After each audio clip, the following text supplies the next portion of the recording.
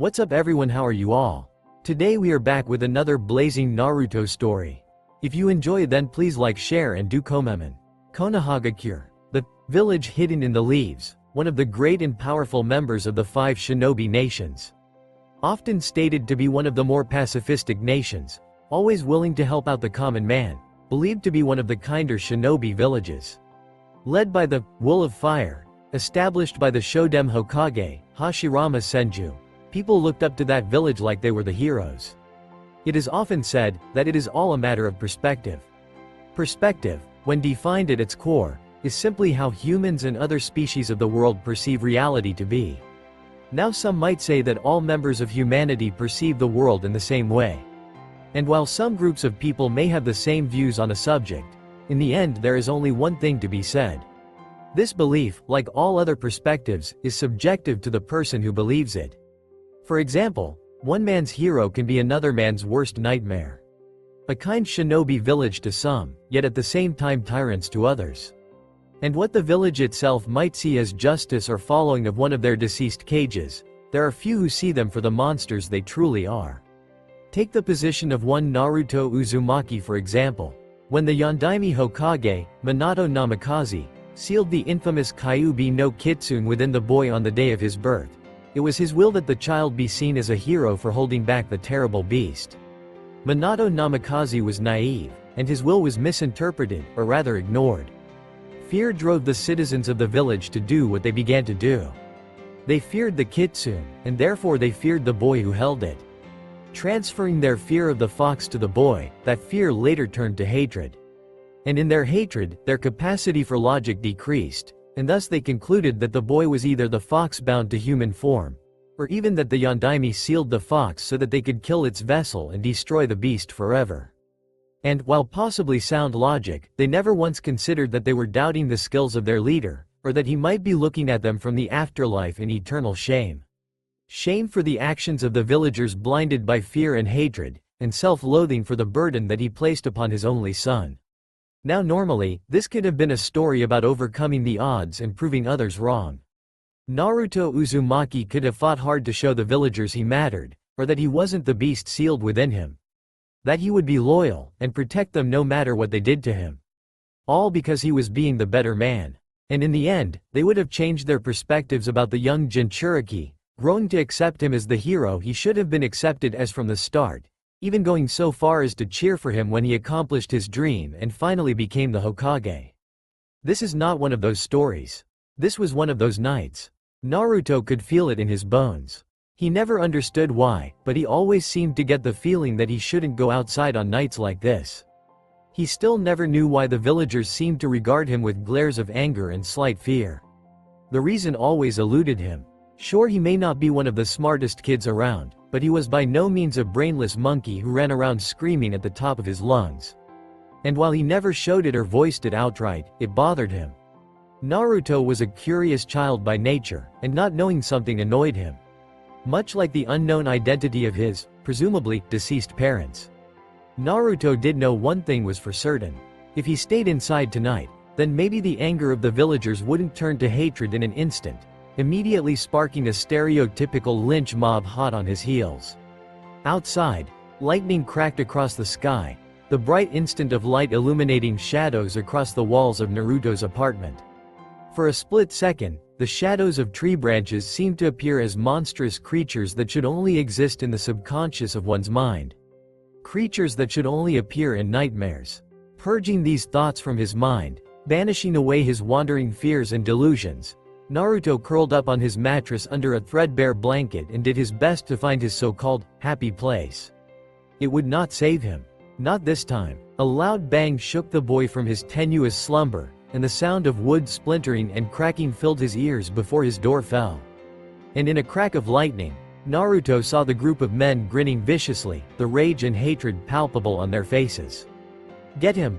one of the men bellowed, the Konoha forehead protector gleaming on his forehead, his green vest soaked with rain. The other men he brought with him charged in, all armed with some blunt or bladed object of some sort. Another thing they had in common was the bloodlust evident in their eyes. And their target was right in front of them, trapped in a small apartment with no way out. Naruto backed up as far as he could, only to find himself alit with despair and terror, for in his panic he had backed up into a corner. And a cornered rat is often disposed of quickly. First was a man with a cudgel of sorts, littered with nails and other sharp objects stuck into it, who slammed the makeshift weapon across the boy's face. Blood flew from his mouth, splattering the mattress. A second strike smashed into his skull.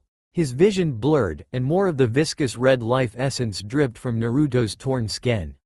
The third hit sent him flying out of the corner to slam into his dresser. Next was another man, this one with an ordinary kitchen knife, who wildly slashed the boy across the back, shredding Naruto's shirt and leaving long gashes that bled profusely. He then wildly raised the knife with a mad gleam in his eyes. "This is for my wife, you monster."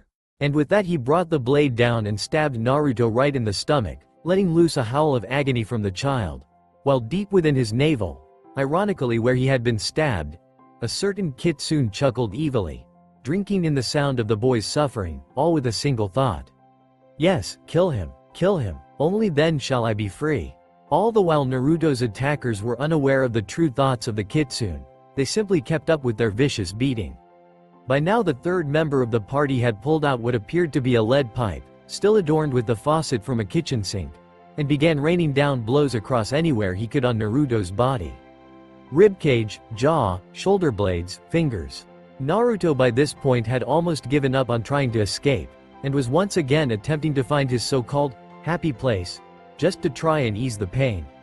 Not just the physical pain he was feeling from the attack, but the psychological pain as well. And in a small part of Naruto's brain, the terror he was feeling changed slightly. A small piece of anger, which then morphed into a small piece of hatred, had begun to form before storing itself away. And this change was what in time would ultimately lead to something far greater and more terrible than the Kyuubi no Kitsune itself. The three attackers held the boy down as their companion walked forward, lightning outside once again illuminating the forehead protector he wore. He knelt down before the young Jinchuriki, smirking all the while. "You may have thought you could escape justice simply by hiding away in human form," the Chunin said in a low voice. "But your time is up, Kyuubi." Naruto's eyes widened for a moment. He was the Kyuubi? It didn't make any sense to the horribly injured boy, and even through his probable concussion he came to a conclusion that didn't add up with what the shinobi was telling him. If he was the Kyuubi in human form, then why hadn't he transformed into a gigantic demon fox to destroy this village for all the transgressions against him? If this was the case, then logically Naruto should have turned into the creature of their nightmares and annihilated them all. And with no newborns or Yondaime Hokage, Konoha would have been utterly doomed from the moment Naruto felt his mistreatment and decided to do something about it. Yet this wasn't the case. So Naruto could only realize that he most likely wasn't the Kyuubi in human form. Baffling, isn't it? A young boy no older than 7 was able to find a discrepancy in the logic that the villagers had believed to be true for years. A discrepancy that took their belief and completely put it to rest. And it also begged the question, if a 7-year-old boy was able to figure out the truth behind the lies the village believed, then what did that say about their intelligence? Naruto was abruptly thrust out of his thoughts when the shinobi of the group raised his foot and stomped down on Naruto's arm. There was a resounding crack following up with a scream of pain from the Jinchuriki. Fighting to stay conscious, Naruto couldn't help but hear the demonic laughter in the back of his mind, urging the boy to give in to the sleep and set him free. Coughing as blood splattered his chin, Naruto looked up at the shinobi through half-lidded eyes. A smirk made its way to the man's face as he glared down at the beaten vessel. "Time to die, Kyuubi," he said happily, raising a kunai in his hand.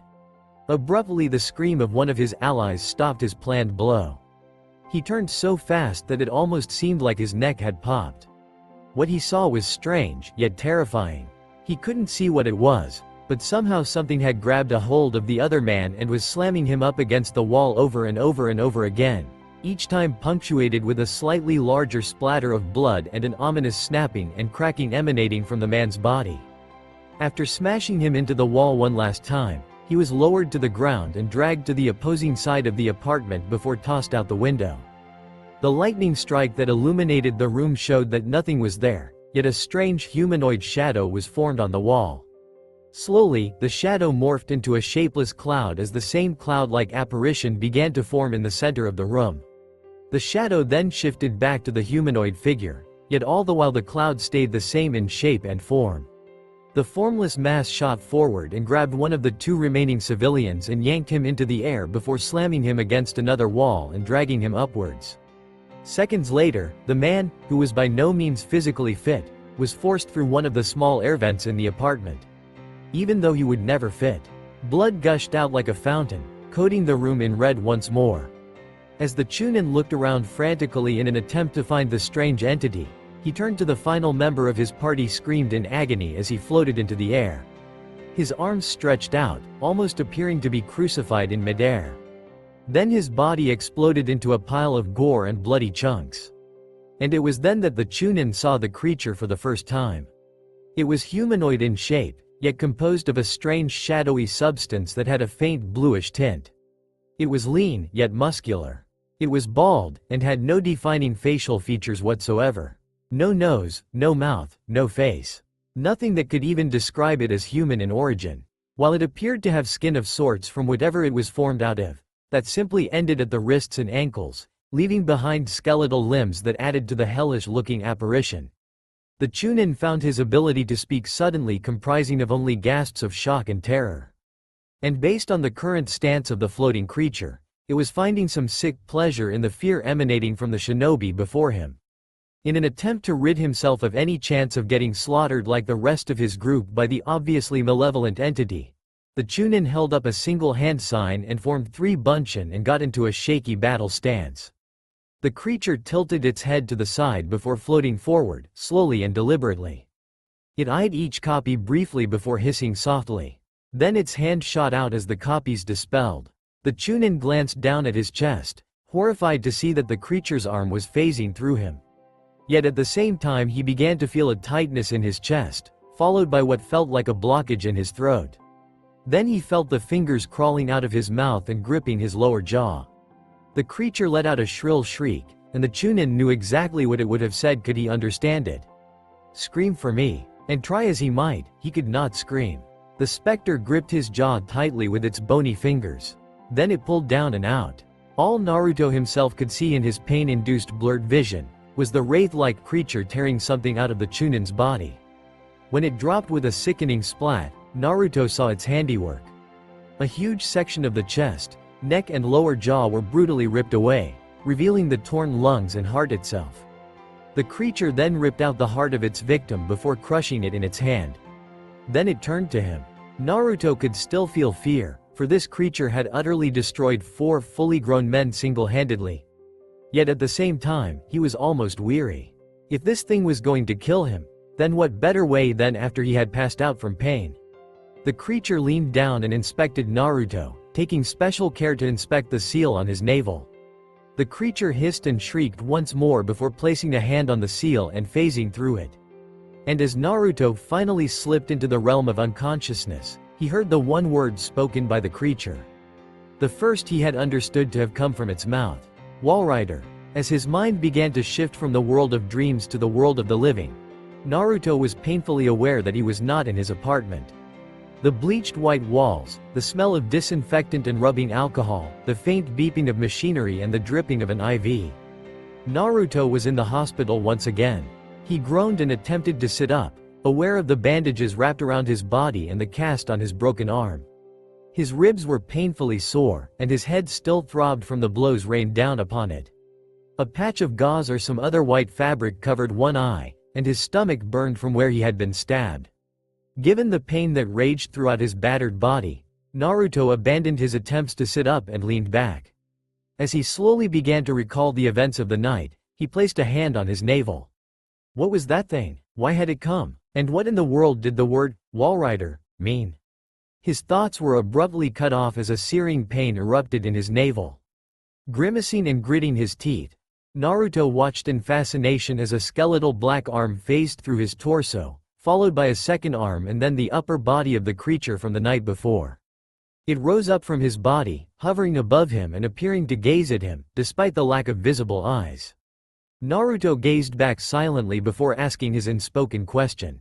What is Walrider? The creature hissed before gesturing towards itself. Walrider. That's what you are, or what you're called. Another hiss. Why did you save me? The Walrider tilted its head and let out a rattling intake of air. Naruto blinked and took in its answer. Chosen. What did he, Naruto assumed, though with a lack of genitalia it was difficult to tell, mean by that. Any attempt to question the Walrider was halted by the door opening. Naruto tensed, awaiting the scream that would most likely pierce the air at the sight of his new friend of sorts. Much to his surprise, none came, and Hiruzen Sarutobi seemed to not even notice the hovering entity. Naruto, he said with a kindly smile. I'm glad to see you are awake. Gramps, Naruto said with a smile that quickly became a grimace. How long was I out?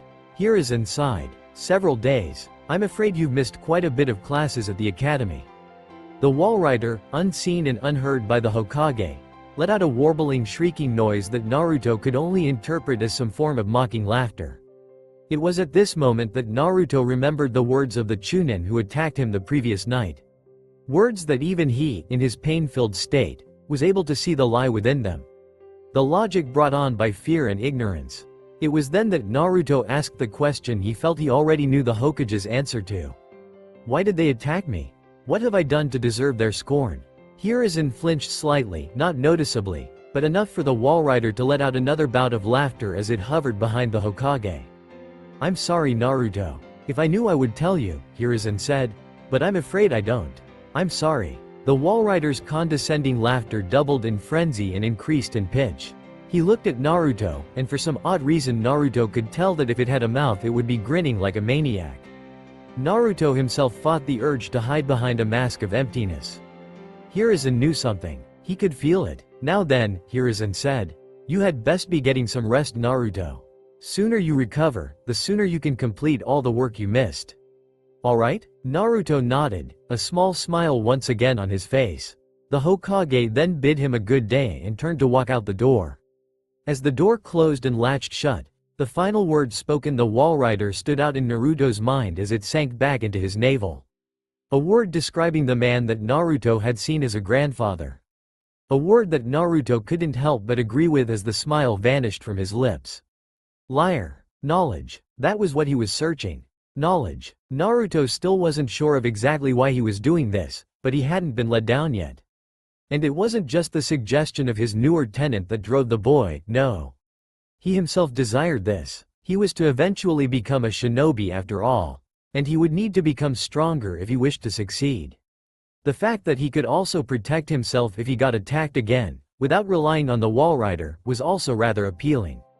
Throughout his searching through the library, perusing scrolls and tomes of jutsu and knowledge, Naruto couldn't help but feel disappointed. Ninjutsu were known to be powerful, sure, but they were shinobi. Ninja. And the original shinobi were not people with avid access to a powerful store of energy to perform impossible feats, oh no. They were simply ordinary people who trained themselves to be the best. To strike from the shadows, unseen and unstoppable. Perhaps that was why Naruto was browsing for more subtle arts. He had always been stealthy. After all, who could escape a squadron of Anbu while wearing an orange tracksuit? So it simply made sense to him to go for stealth, despite still wanting some form of recognition. The Walrider emerged from Naruto's body, this time phasing out of his back like some twisted shadowy doppelganger. It eyed a couple of the books and hissed in satisfaction before grabbing one and handing it to its current host. Eyeing the entity's odd behavior for a moment, Naruto glanced at the title.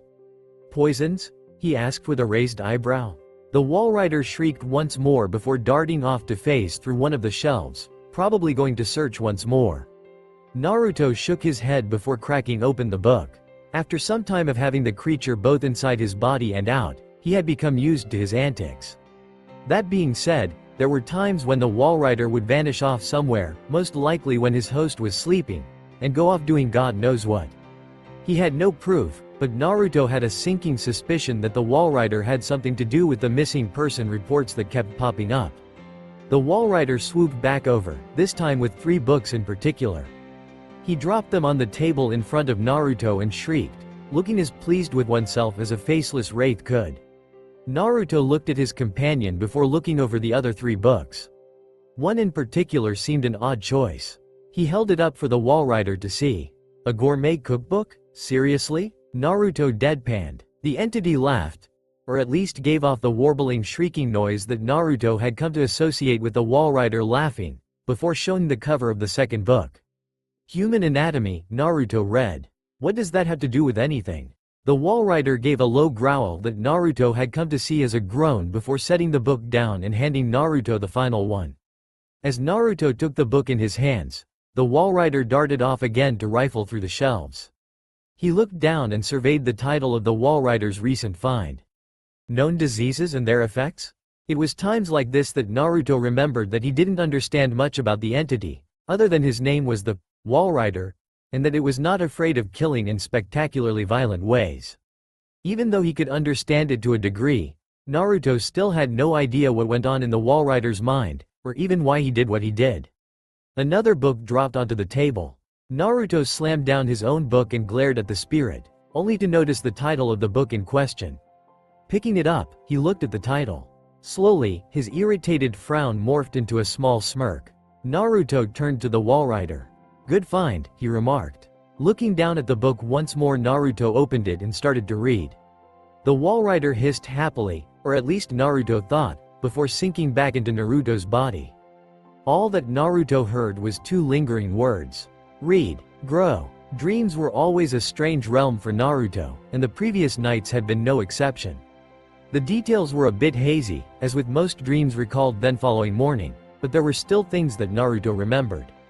He vaguely recalled what appeared to be some kind of statue of sorts being enclosed into a gigantic sphere of rock, which was then thrown into the sky and taking place as the moon, at least from what he understood. There was also a woman who was seen briefly.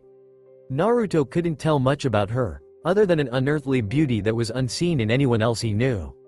There was a lot of white about her, from her hair to her clothing to the paleness of her skin. He also recalled some sort of large ears on her, or maybe they were horns. His mind was still half asleep, so it was not impossible for him to be mistaking details. He felt a familiar tugging sensation in his navel as the Walrider emerged and began floating above him. Do you know anything about that dream? A shriek was his only response. Who was she? The Walrider was silent. Naruto scoffed at the entity before pulling on some clothes and striding over to the kitchen. Thankfully, with the use of the henge technique, he was at least able to buy quality food without being overcharged like crazy. That and the cookbook the Walrider had found a while back was useful as well. If he hadn't still been dead set on becoming a shinobi, Naruto felt that he would at least have a possible career as a chef. Chopping up the thick strips of bacon, he tossed them into a pan and quickly began frying them. While the meat was cooking, Naruto cracked a few eggs into a bowl and began whisking them. The Walrider watched with interest as Naruto then tossed the seared meat into the bowl of eggs, added a dash of salt and pepper, then poured the mixture back into the pan. A few minutes later, Naruto had made himself a passable breakfast. He was by no means a master chef yet, but he was improving. After placing a portion of eggs on his plate, he then molded a strip of bacon into an oval shape, cooked it and then gently stuck it into the finished meal. Nodding in satisfaction, Naruto picked up his fork and began to eat. He glanced back at the Walrider. You're being awfully quiet, Naruto remarked. Usually you're a bit chattier than this. An indignant hiss sounded from the entity. Naruto chuckled softly before taking another bite. Chewing thoughtfully, he eyed the strips of bacon. Something seemed off about the meat somehow. Almost more succulent, with a much better flavor than usual. Come to think of it, he didn't even remember buying bacon on his last grocery run a couple days ago. Naruto turned to the Walrider once again. Did you get this meat? The entity was silent, but nodded nonetheless. Naruto's eyes narrowed as he plucked the molded strip of bacon from the eggs and took a bite. He chewed slowly before swallowing. His gaze turned to the Walrider. Where did you get this meat? The Walrider was silent. Naruto paled slightly. He turned back to his half-eaten breakfast and set down his fork and knife. What was this meat originally? The Walrider laughed, not as loud as normally, but rather a low warbled chuckling sound as its vapory body shook slightly. Its response chilled Naruto's blood to the core. Man, Naruto turned to his plate and stared. Man, he had been eating human meat. All this time, it was human meat. How long had the Walrider been doing this? To be honest, it all made sense now. The people that went missing whenever the Walrider left in the middle of the night. Always having a stocked meat drawer yet never buying meat himself, the more succulent dishes. He had the feeling that he should be disgusted, should throw up, cast aside the food and halt all contact with the Walrider. Naruto felt that was what a normal person would do, but he was far from a normal person. The insensitivity to violent killing. The attack in which the Walrider saved him from having not been the first, nor the last, his lack of true bonds within the village. His classmates annoyed him due to their childishness. He didn't trust the Hokage because he was a liar, and he disliked the villagers for obvious reasons. He knew there were many things wrong with him. And to be honest, he didn't care one bit in the slightest. Naruto eyed the spirit hovering at his side, then picked up the fork and knife. And with that he began to eat his breakfast once more. The Walrider tilted his head in curiosity, only for Naruto to turn and give the entity a small saccharine smile before taking another bite. After all, when one has so much wrong with you already, what difference does it make if you add one more thing to the list? Naruto fought back a murmured curse as he slammed a fist down on a large red button, flooding the room he was looking into with a miasma of green gas. Shrill shrieks and clicking noises rang out before falling silent. Naruto lifted his hand off the button, shutting down the gas pumps, and groaned before marking another tally on a piece of paper. The Walrider, equally annoyed at another failure, phased through the viewing window and grabbed the dead experiment by one of its many legs, dragging it off somewhere. Probably to the boiler room under the empty apartment complex. At least then the bodies of the failures would easily be burned. While eager to complete his experiment, Naruto was also very cautious, and for good reasons. Some attempts, while mostly successful, had been wild and out of his control, which lead to them inevitably being put down. Other times it wouldn't even breathe after creation, or it had not enough legs. Or too many legs, or it was something that, while impressive, didn't come out quite right. The pincers were too large or too small, the carapace not thick or light enough. Add in the fact that Orika the Sannin had recently fled the village for illegal experimentation, and Naruto had every right to be cautious. Interestingly enough, Orika's apprentice Anko left with her and then returned after she abandoned her and branded her with one of her unique cursed seals, which lead to Anko swearing bloody vengeance, and thus she gained the villagers' support. This event only reaffirmed Naruto's questioning of their sanity and intelligence, especially after the same thing happened with Sasuke Uchiha, only that involved Itachi. Naruto briefly considered the possibility of having some form of OCD before picking up his recorder and hitting the button.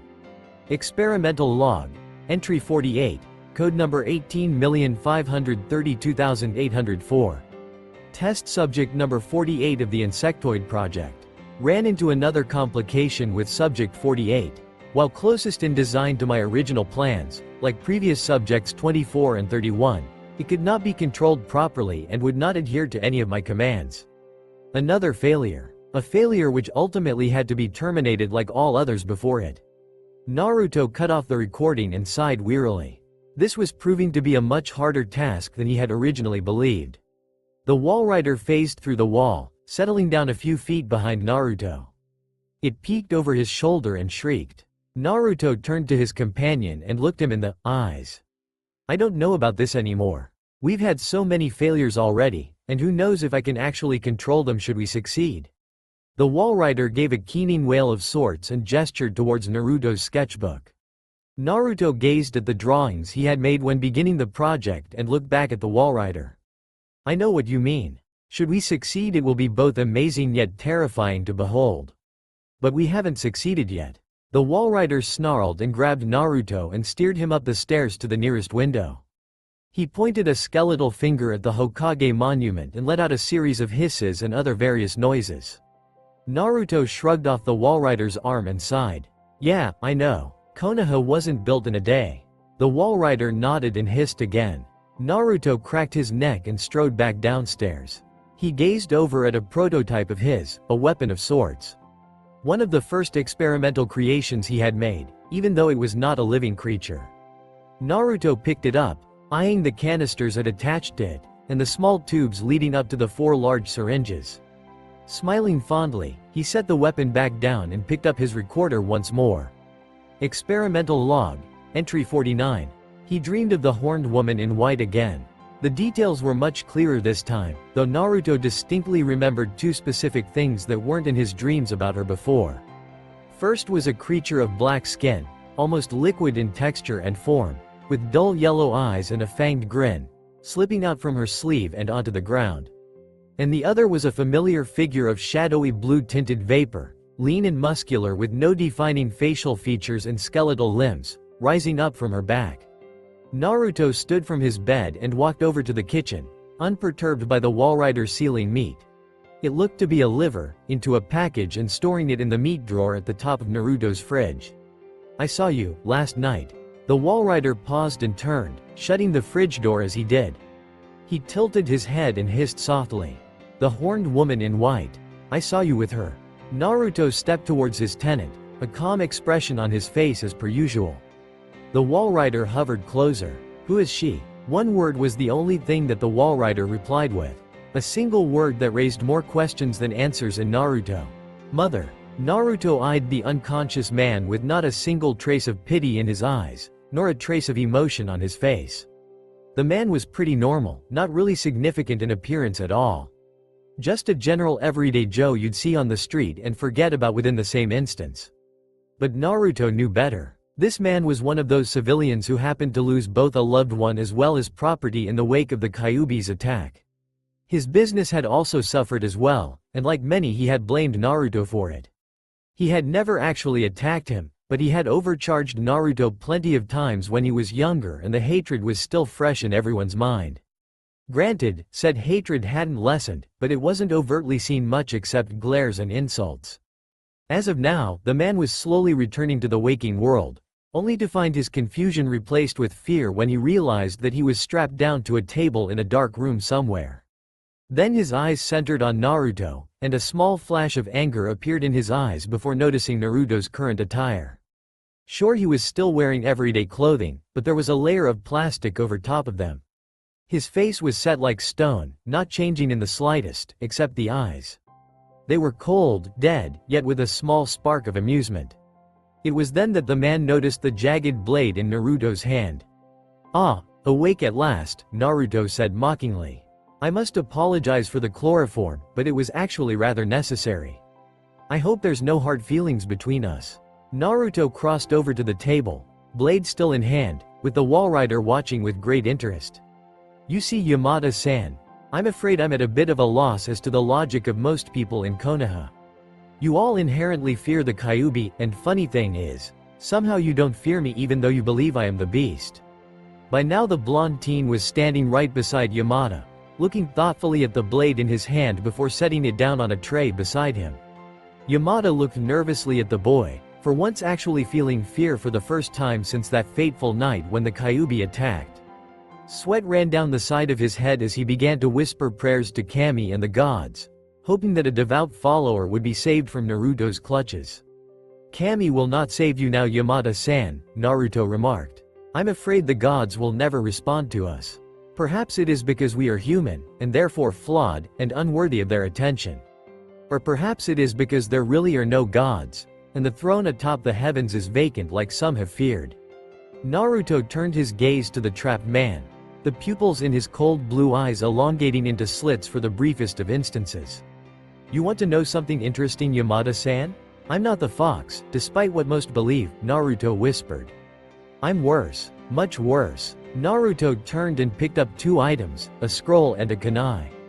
He spun back around and held both up. "Here's a little Shinobi 101 for you, Yamada-san," Naruto said with a small smile that almost looked too sweet and kind. "When one uses Fuinjutsu, they seal a kunai into a scroll, like so." With a puff of smoke, the kunai was gone and a kanji for the same was marked on the previously blank scroll. "Now, here's a small pop quiz. Does the scroll become the kunai?" Yamada shook his head nervously. "No? Well, that's funny," Naruto said with a chuckle. "'Cause in another situation, the Kyuubi is the kunai, and I am the scroll.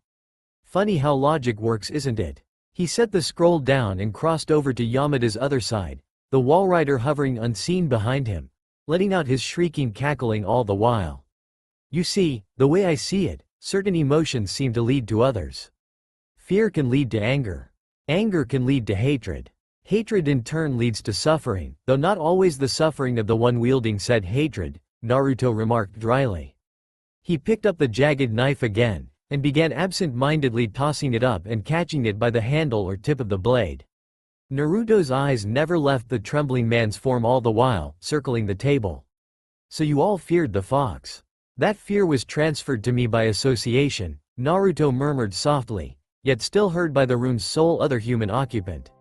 Then the fear turned to anger at the fox, then hatred. All of which was transferred to me, as the Jinchuriki of the Kyuubi. And thus, that led to my suffering. My pain. Naruto stopped and caught the knife by the handle, before turning to face Yamada once more. And funny thing is, there's an old saying. What comes around, goes around. And that's what's happened. First I feared you all, praying that one day I would get respect by becoming Hokage. Then it became anger. Why should I suffer for the sins of the monster sealed within me? Then it led to hatred. A smile formed on his face, a sickly smile that shone with twisted amusement and glee. And in the dim light of the room, Naruto's eyes almost appeared to be a dull red, like that of dried blood. After all, you've all taken a pound of flesh from me, he remarked. It's about time I do the same. He pulled out a needle and jabbed it into Yamada's neck, then depressed the plunger. Naruto removed the needle and tossed it aside. Much to his amusement, Yamada was now panicking. What did you just put in me? Oh, nothing much. Just a little compound I created. All your pain will be amplified tenfold, and the best part? It keeps you alive until I either slit your throat or remove your heart or brain. It took quite a bit of time to get right, Naruto remarked, testing the sharpness of his blade with a small hair from Yamada's head. After all, I couldn't exactly get human test subjects that easily after the Orochimaru incident. Naruto, satisfied with the sharpness of his current tool, lowered it to Yamada's torso and placed the tip right at his stomach, taking glee in the man's pleading and crying. Naruto raised the knife and glanced back at his victim. Who's the one who's afraid now, Yamada-san? A scream pierced through the air as blood spurted from Yamada's body. The screams only intensified as Naruto began sawing. Don't worry, Yamada-san, Naruto said kindly. There are silencing seals all over this room. No one will hear your voice, so you are free to scream for me as much as you like. I will not object in the slightest. All that followed was more screams of agony, pleading and begging for it all to end, the singing of a blade, and the deranged cackling of a twisted spiritual entity. Naruto hummed a small tune as he used a carving knife to cut up his new meat into smaller pieces for storage. Beside him, the Walrider carefully sealed each piece of meat in plastic and placed it in the meat drawer. Upon finishing his work, Naruto handed off the last piece of meat, a surprisingly healthy brain, which Naruto had not expected, given the lacking intelligence in said lamb, to the Walrider and removed his slightly blood-stained apron before tossing it aside for cleaning. The Walrider shut the fridge and shrieked proudly. Naruto smirked. I'll admit, it is much better to get your meat fresh rather than week-old meat at the grocery, Naruto replied. A hiss followed by what might have been a raised eyebrow if the entity had one. Fine, Naruto said with a smile.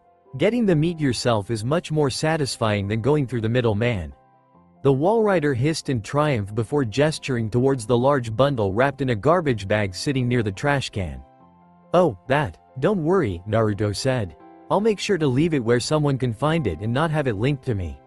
With a smile, Naruto opened the meat drawer and glanced over its contents. Eyeing a package in the middle, he smiled and turned back to the Walrider. Perhaps some liver tonight? He asked.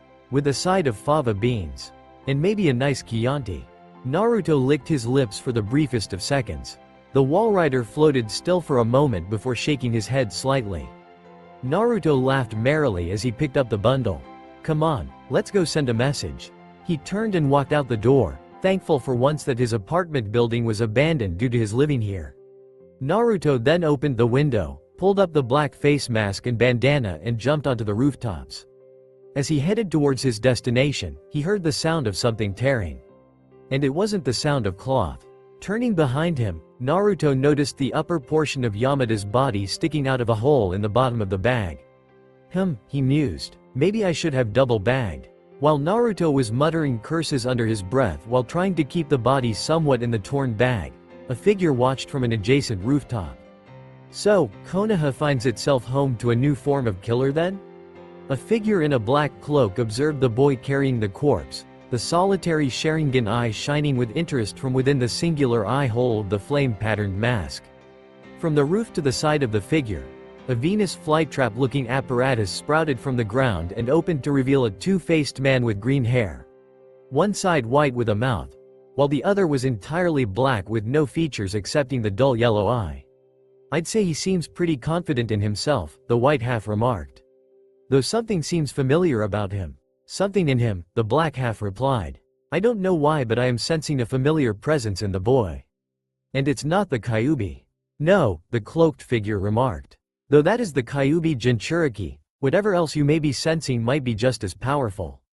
Maybe even more so." "What should we do then?" the white half asked nervously. "Nothing for the time being," the cloaked figure replied. "Though for now keep a close eye on him, Zetsu. I wonder what he'll do next."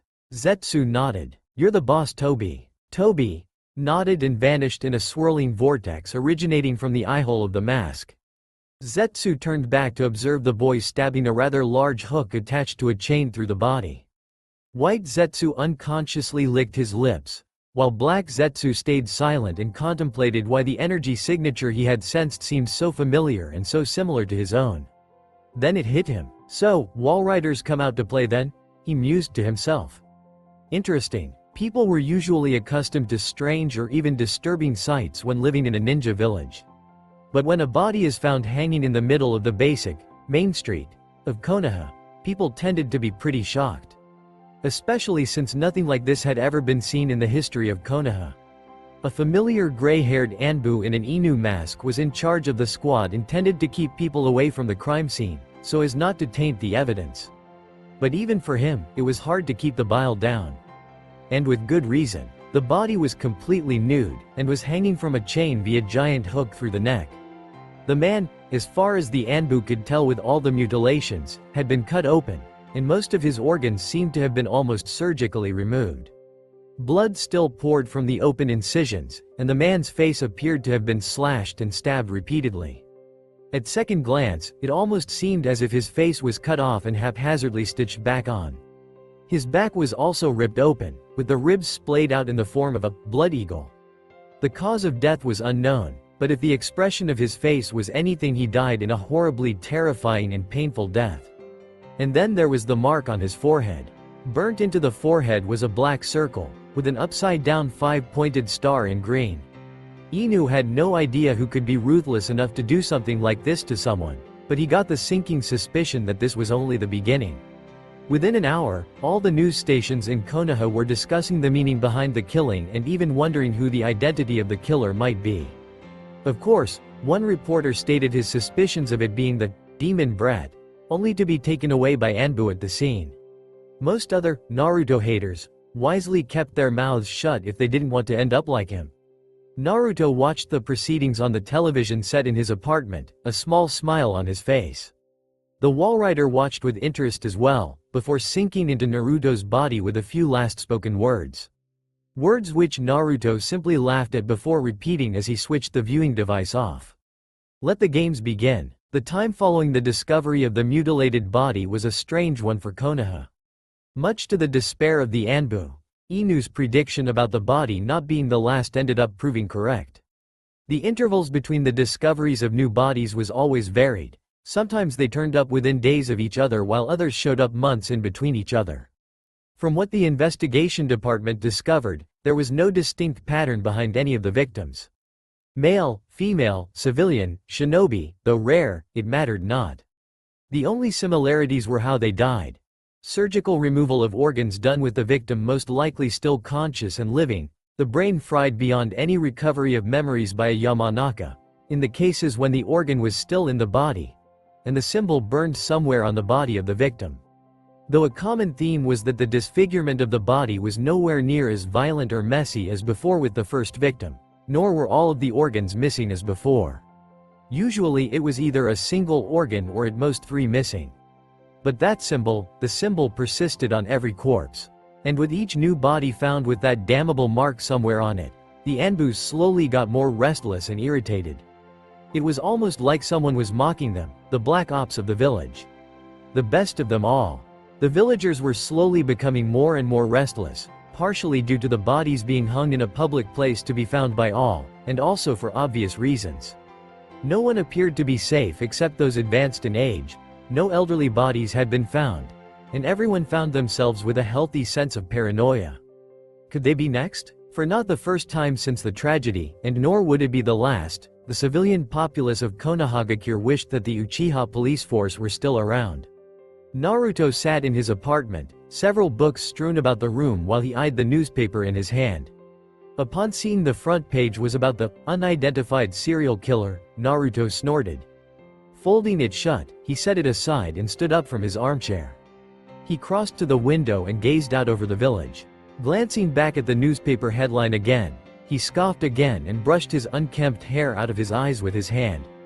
Unidentified serial killer, please, he remarked to himself. The least they could do is at least name me. I mean really, it's just rude. The Walrider rolled his eyes, or at least the area where he would have eyes moved slightly, in response to Naruto's complaint. Naruto sighed and turned to walk into the kitchen, tying an apron around his waist as he went. Naruto walked over to the fridge and opened the meat drawer. Pondering for a moment, he pulled out a pair of his recently made sausages and set them out on the counter. Looking in the lower section, he pulled out a carton of eggs and a jug of milk. Naruto then pulled open the fruit, vegetable drawer and pulled out a tomato, an avocado, celery, and a red pepper. He set all of these next to the meat and pulled out a frying pan and a bowl. Idly twisting the dial on the small radio nearby, Naruto set to work with a small smile as the orchestral music began to flow through the apartment. Reaching over to a basket beside the fridge, Naruto pulled out 2 bread buns. He wasn't sure exactly about the style of them, but the braided form of the dough had intrigued him when he first saw it, so he bought them on impulse. Naruto pulled out a small knife and gently cut out 2 oval-shaped sections in the top of the buns. Filling the pan with an inch of oil and setting the flame, he gently laid the 2 buns down. Adjusting the heat, Naruto turned back to the bowl and pulled out an egg. He flipped it in the air with a spatula and twisted the utensil sideways as the egg came back down.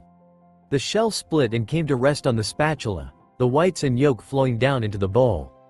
Naruto pulled out another bowl and repeated the process with a second egg. Picking up the first one, Naruto carefully poured the egg into the oval cutout of one of the buns. He repeated this with the second, gently sprinkling a dash of salt and pepper over the buns. He then gingerly placed his sausages in the oil alongside them. Humming along to the tune of the music playing beside him, Naruto carefully removed the finished buns, eggs and set them on a paper towel to drain away excess oil while the sausages finished cooking. Once the sausage was finished and placed on a plate with the buns, eggs, Naruto turned back to the fridge, pull out another package, though this one wasn't anything to do with meat. Pulling the peeled pear out of the liquid-filled bag, Naruto set it down on the board and carefully sliced it into thin slices. He arranged the slices on the plate and turned back to the counter one last time. Cutting off parts of the vegetables and fruit, and slicing them into smaller chunks, he mixed them all together into a salsa of sorts and placed small portions atop the eggs and the buns. Satisfied with how the meal turned out, Naruto carried the plate over to the table. The Walrider swooped into the room, eyeing the plate before looking at Naruto questioningly. "Huevos high time," Naruto replied. "Served with homemade blood sausage and wine-soaked pears." The Walrider, though never actually being able to taste the food Naruto cooked, nodded in approval. He darted over to the end table near Naruto's chair and held up the worn cookbook he had located years ago. "Fine, I'll admit that book was invaluable after all," Naruto said with a roll of his eyes. The Walrider hissed as he set the book down. Naruto shook his head at the spirit's antics and picked up his fork and knife. Deftly cutting off the tip of a sausage, he placed it in his mouth and chewed. Giving a small smile, he then cut a portion of the egg, bun and took a bite. While eating his breakfast, Naruto glanced over to the fridge and frowned slightly. Swallowing the portion in his mouth, he stood and strode over to the fridge. Opening the meat drawer, Naruto's frown deepened. Shutting the fridge, he sat back down and looked at the Walrider. "We're running low," the Walrider hissed at his host. "Yes, I know we haven't been hunting in a few days," Naruto replied. "Problem is I haven't had any good targets to go after. Without a chosen prey, we can't collect the meat. It's that simple. He paused for a moment and pondered.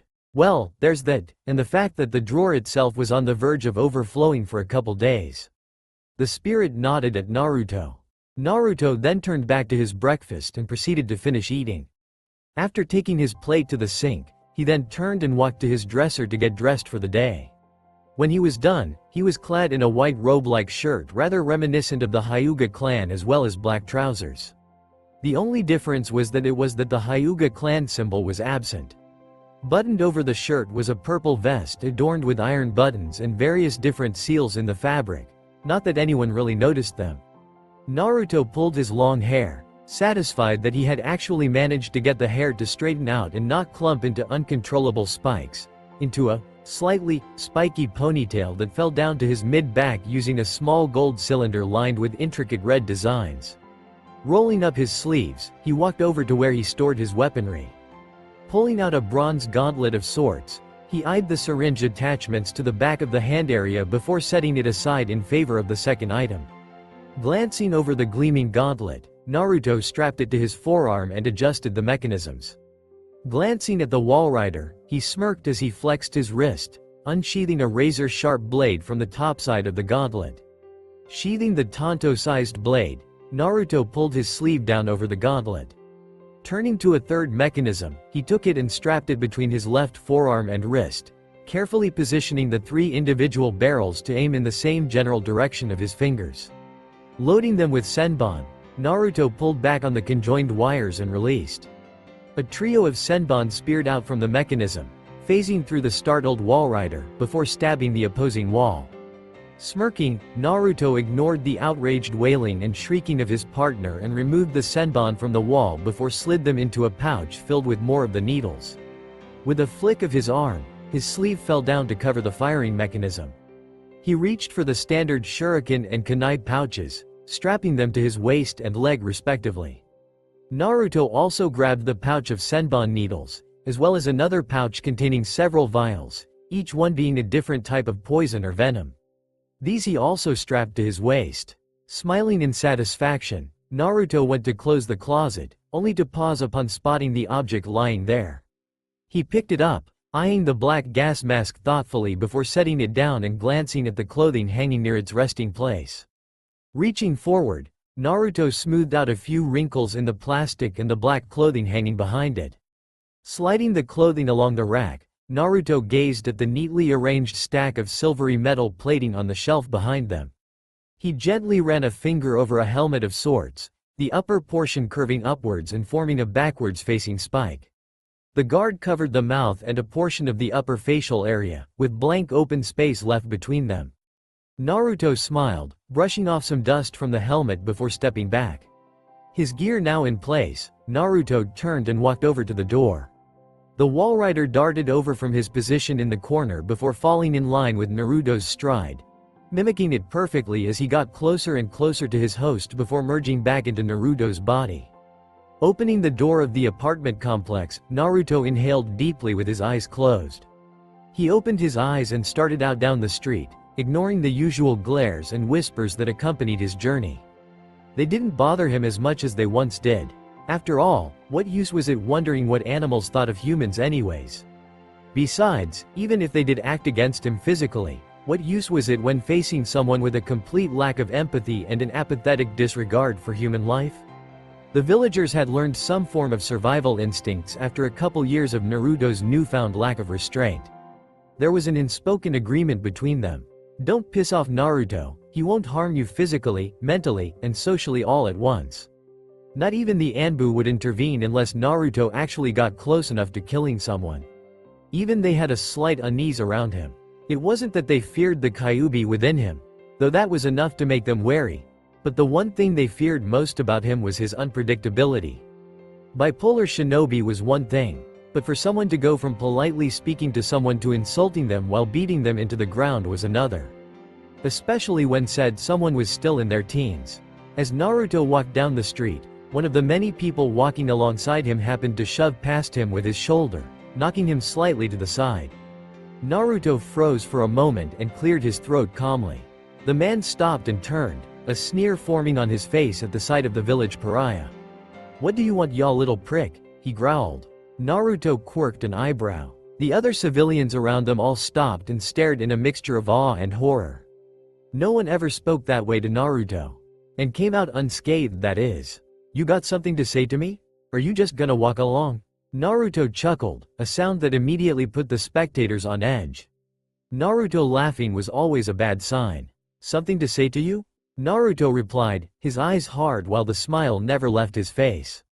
"Now why would I need to speak to an uncivilized animal such as yourself?" The civilian's eyes widened before they narrowed angrily. "Oh, so that's how you want to do it then, punk?" he snarled, reaching forward and jabbing his finger into Naruto's shoulder. The crowd gasped. Naruto's gaze hardened as his teeth ground together, the smile vanishing in an instant. "No," Naruto said, "it's obvious that a mongrel such as yourself needs to be taught some manners. Such rudeness is not something I tolerate." With that, Naruto grabbed the civilian by his shoulder and flipped him over his shoulder before slamming him to the ground. The man didn't even have time to yell before Naruto stomped on his arm, breaking his elbow and his arm. The crowd began to back away as quickly as possible, all the while trying to avoid Naruto's ire. Naruto grabbed the man by his hair, lifted him up, and slammed him back down onto the side of the curb. "Filthy mongrel," he hissed through clenched teeth. Rolling the groaning man on his back, Naruto raised a foot and stomped down on his chest, receiving a yell of pain in return. Uncivilized animal. Raised foot, stomp, yell. Ungrateful sow. Raised foot, stomp, and crack. Yell. With a final stomp, and another ominous cracking followed by a coughing of blood, Naruto stepped back. He hawked and spat, right on the man's face. Disgraceful cur. Ignoring the moaning civilian, Naruto turned and walked away. He composed himself once more, idly brushing his hair back as he continued on his way. The Anbu crouched on the rooftops cringed at the sight. Stowing away his orange book, he sighed and shook his head. He dropped down and raised a hand to his earpiece while he knelt down by the beaten man. "Inu here," he remarked. "We need another response team." "What the hell happened, Inu?" Inu sighed. "Naruto, as usual." The voice groaned for a second before sending out the call. Within minutes, the jokingly named Naruto response team had arrived at the scene. They each carefully lifted the man onto a stretcher and began transporting him to the hospital. The Anbu known as Tenzo dropped down beside Inu, watching them go. "And here I was thinking we'd have some peace and quiet for a while. Should have known not to make that bet."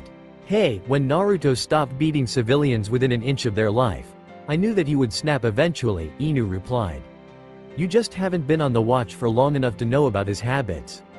Tenzo shook his head. Sure, he hadn't been on the squad for long, but even so he had thought that the rumors of Naruto's infamously short temper were just that. Rumors. As he found out firsthand, this was not the case. "Think there's any way that we can prevent him becoming a shinobi? He's still too unstable. If this is how he reacts to people he's supposed to protect, then how can we guarantee the safety of his comrades?"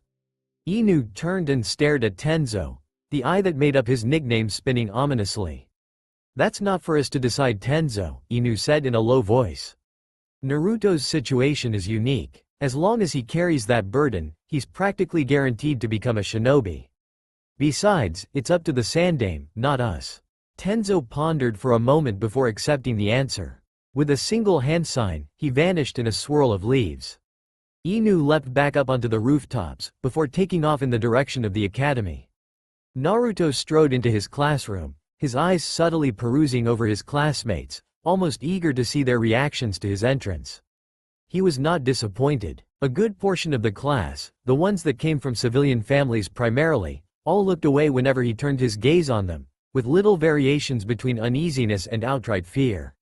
The ones from the shinobi clans, however, they seemed to be made of the sterner stuff than the others, though they too showed a slight wariness towards Naruto whenever he approached or looked in their general direction. Granted, there was only one exception to those of the shinobi clans, and that was the Hyuga heiress. She always seemed to watch Naruto carefully, and then duck her head and blush whenever he looked at her. Had Naruto remained naive and dense for the rest of his life, he might have questioned this behavior until it became so obvious that even he couldn't ignore it. But since meeting the Wall Rider, he had begun to examine human behavior more closely than before. and thus it was simple for him to conclude that she had a crush on him. How that was possible, Naruto had no idea. He was a cannibalistic psychopath for Yami's sake. Though nobody knew about the cannibalism after all, part of him wondered if it was his actions when he was younger that attributed to this, and thus she now proceeded to see everything he did with rose-tinted lenses or something. Given that it was mostly harmless, Naruto proceeded to leave her be for now. Though the stalking was a bit much. Another exception to the standard behavior of the students was one of the few that consistently scored better than Naruto, and that was Sasuke Uchiha. Before Naruto's gradual change, Sasuke had simply seen him as an annoyance to be ignored. But as Naruto's mannerisms slowly changed, as well as his skills improved, Sasuke looked upon him with a grudging respect of sorts. Given that he was one of the few that did so, Naruto found himself also having some form of respect for the Uchiha heir. Granted, Sasuke held a much different skill set than Naruto did, but he just as skilled in those areas as Naruto was in his chosen areas of expertise. Even if Sasuke was more suited for a frontline fighter, unlike Naruto. Sasuke met Naruto's gaze, staring unflinchingly at the blonde's bland expression. Naruto returned with a polite nod of the head before sitting down beside him. Uzumaki, Sasuke greeted, lifting his face briefly from its place behind his hands. Uchiha, Naruto replied, smoothing back a few stray hairs. No other words were needed between them. There were some things that just didn't need to be said between two such as themselves. They both understood that sometimes all that was needed was simply silence. Unfortunately, the silence was broken when the familiar sounds of two arguing teenage girls filled the hallway. Naruto stifled the groan that threatened to escape. By the sounds of it, it was Yamanaka and Haruno. They were by far two of the most annoying people he had ever had the misfortune of meeting. Granted, after the Sandaime made a large amount of alterations to the academy curriculum, the two had gotten a bit better at what they did. Naruto suspected it might have been due to the fact that Kunoichi were now actually expected to be able to fight, and not just arrange flowers like they had been taught before. Ino Yamanaka quickly began to excel at classes that dealt with plants and poisons, almost rivaling Naruto in that regard, though he still came on top in terms of creative poisons. As well as finding that her skill with her clan's mind-based jutsu also helped her with the forming and casting of genjutsu, even Naruto and Sasuke gave grudging admission to her skill there, though she lacked the endurance for prolonged physical combat. That and her personality, typical teenage girl, left much to be desired. How Shikamaru Nara and Choji Akamichi were able to stand being around her for prolonged periods of time baffled Naruto, and surprisingly enough the Walrider. Sakura Haruno found herself on the path to becoming a talented medic, which was further enhanced by her practically perfect chakra control, and she had managed to partially recreate Tsunade Senju's technique to increase one's physical strength. While not perfect or instinctive like the legendary medic's ability, she was still able to use it to great effectiveness to the point that most were wary of battling her in taijutsu unless she was forbidden from using the technique. That being said, her personality was also something that Naruto quickly grew to dislike. She was impulsive, stubborn, rather vain, and had an unhealthy obsession with the Uchiha clan heir. Naruto questioned why he even had a crush on her once when he was younger. To this day he had no concrete answer for his actions. As usual the two were arguing, presumably about who got to sit with Sasuke. Naruto sighed, stood up, and cleared his throat. The effect was instantaneous. The two squabbling girls immediately silenced themselves and stared over at the blonde. Naruto let a polite smile form on his face, but his eyes showed none of the cordiality his expression did. They were cold, hard, and shining with annoyance, like that of a man looking at a particularly irksome insect buzzing around his head. "So terribly sorry to interrupt," he remarked. "But given that I have stood up now, there are two open seats beside Sasuke. So therefore, you don't need to argue anymore, am I correct?" Both girls nodded, a few small beads of sweat rolling down the side of their faces. Naruto's smile widened by about 1/4 of an inch. "Good, now if you'll excuse me, I'll be finding a new seat now." Sakura and Ino quietly moved to sit on either side of Sasuke, the Uchiha not reacting much except a small nod towards Naruto. Naruto returned the nod, before walking up and sitting down beside the Hyuga heiress. He got a small amount of pleasure at hearing the "eep" she made before turning bright red and trying to hide within her coat. The Walrider briefly stirred within Naruto's body, but settled down seconds later. At that moment the two teachers for the class made their appearance. Naruto sighed inwardly as Iruka began giving his usual, "do your best," speech that he gave before every test. The assistant, Mizuki, simply stood to the back. Once the speech was over, Mizuki brought forth the usual written test that preceded the true exam. Due to his large reserves of chakra, Naruto would have been hard-pressed to pass the original exam, which included being able to form a bunshin. Upon realizing this, the Walrider urged him to get this change. While he didn't wish to speak with him, Naruto had no choice but to bring this information to the Sandaime. At first, Hiruzen had not believed Naruto. That was until Naruto brought forth undeniable evidence that the test was far too biased. It was then that the Hokage proceeded to make several changes to the exam. No longer was a student's chances of passing based on a simple bunshin technique. Now the test segmented into multiple parts that changed based on what the student chose to focus on in their classes. There were sections for medical ninjutsu, taijutsu, genjutsu, accuracy with ranged weapons, while being able to dodge incoming attacks, elemental ninjutsu, should they have found their elemental affinity, anatomy and poisons, one of Naruto's personal favorites, stealth, T&I, and the list goes on.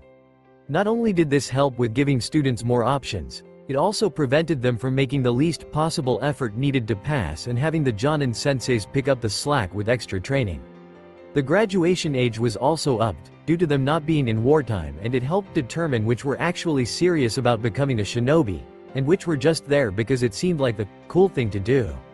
Of course, the written test was still there, though it was mostly formality at this point, and few actually failed it. Naruto smiled softly as he put his pencil down. The Sandaime may still be a liar in his books, but at least he was able to do something after all. It wouldn't do for the Hokage to not have a spine against his own people, now would it? His eyes flitting around the room for the briefest of moments, taking in the sights of the students who were either painfully obvious in their struggles, few as they were, or those who had a strong probability of success. The Nara clan heir had his head down, his paper flipped over beside him. Either he had given up, or he had already finished before Naruto himself. His eyes narrowed a fraction at the thought. It wasn't out of the question, for members of the Nara clan were known for both their laziness as well as insanely high IQ. The Inuzuka clan heir seemed to be debating whether or not to actually complete the written exam. At his side was the gigantic wolf-like dog that was the standard for his clan.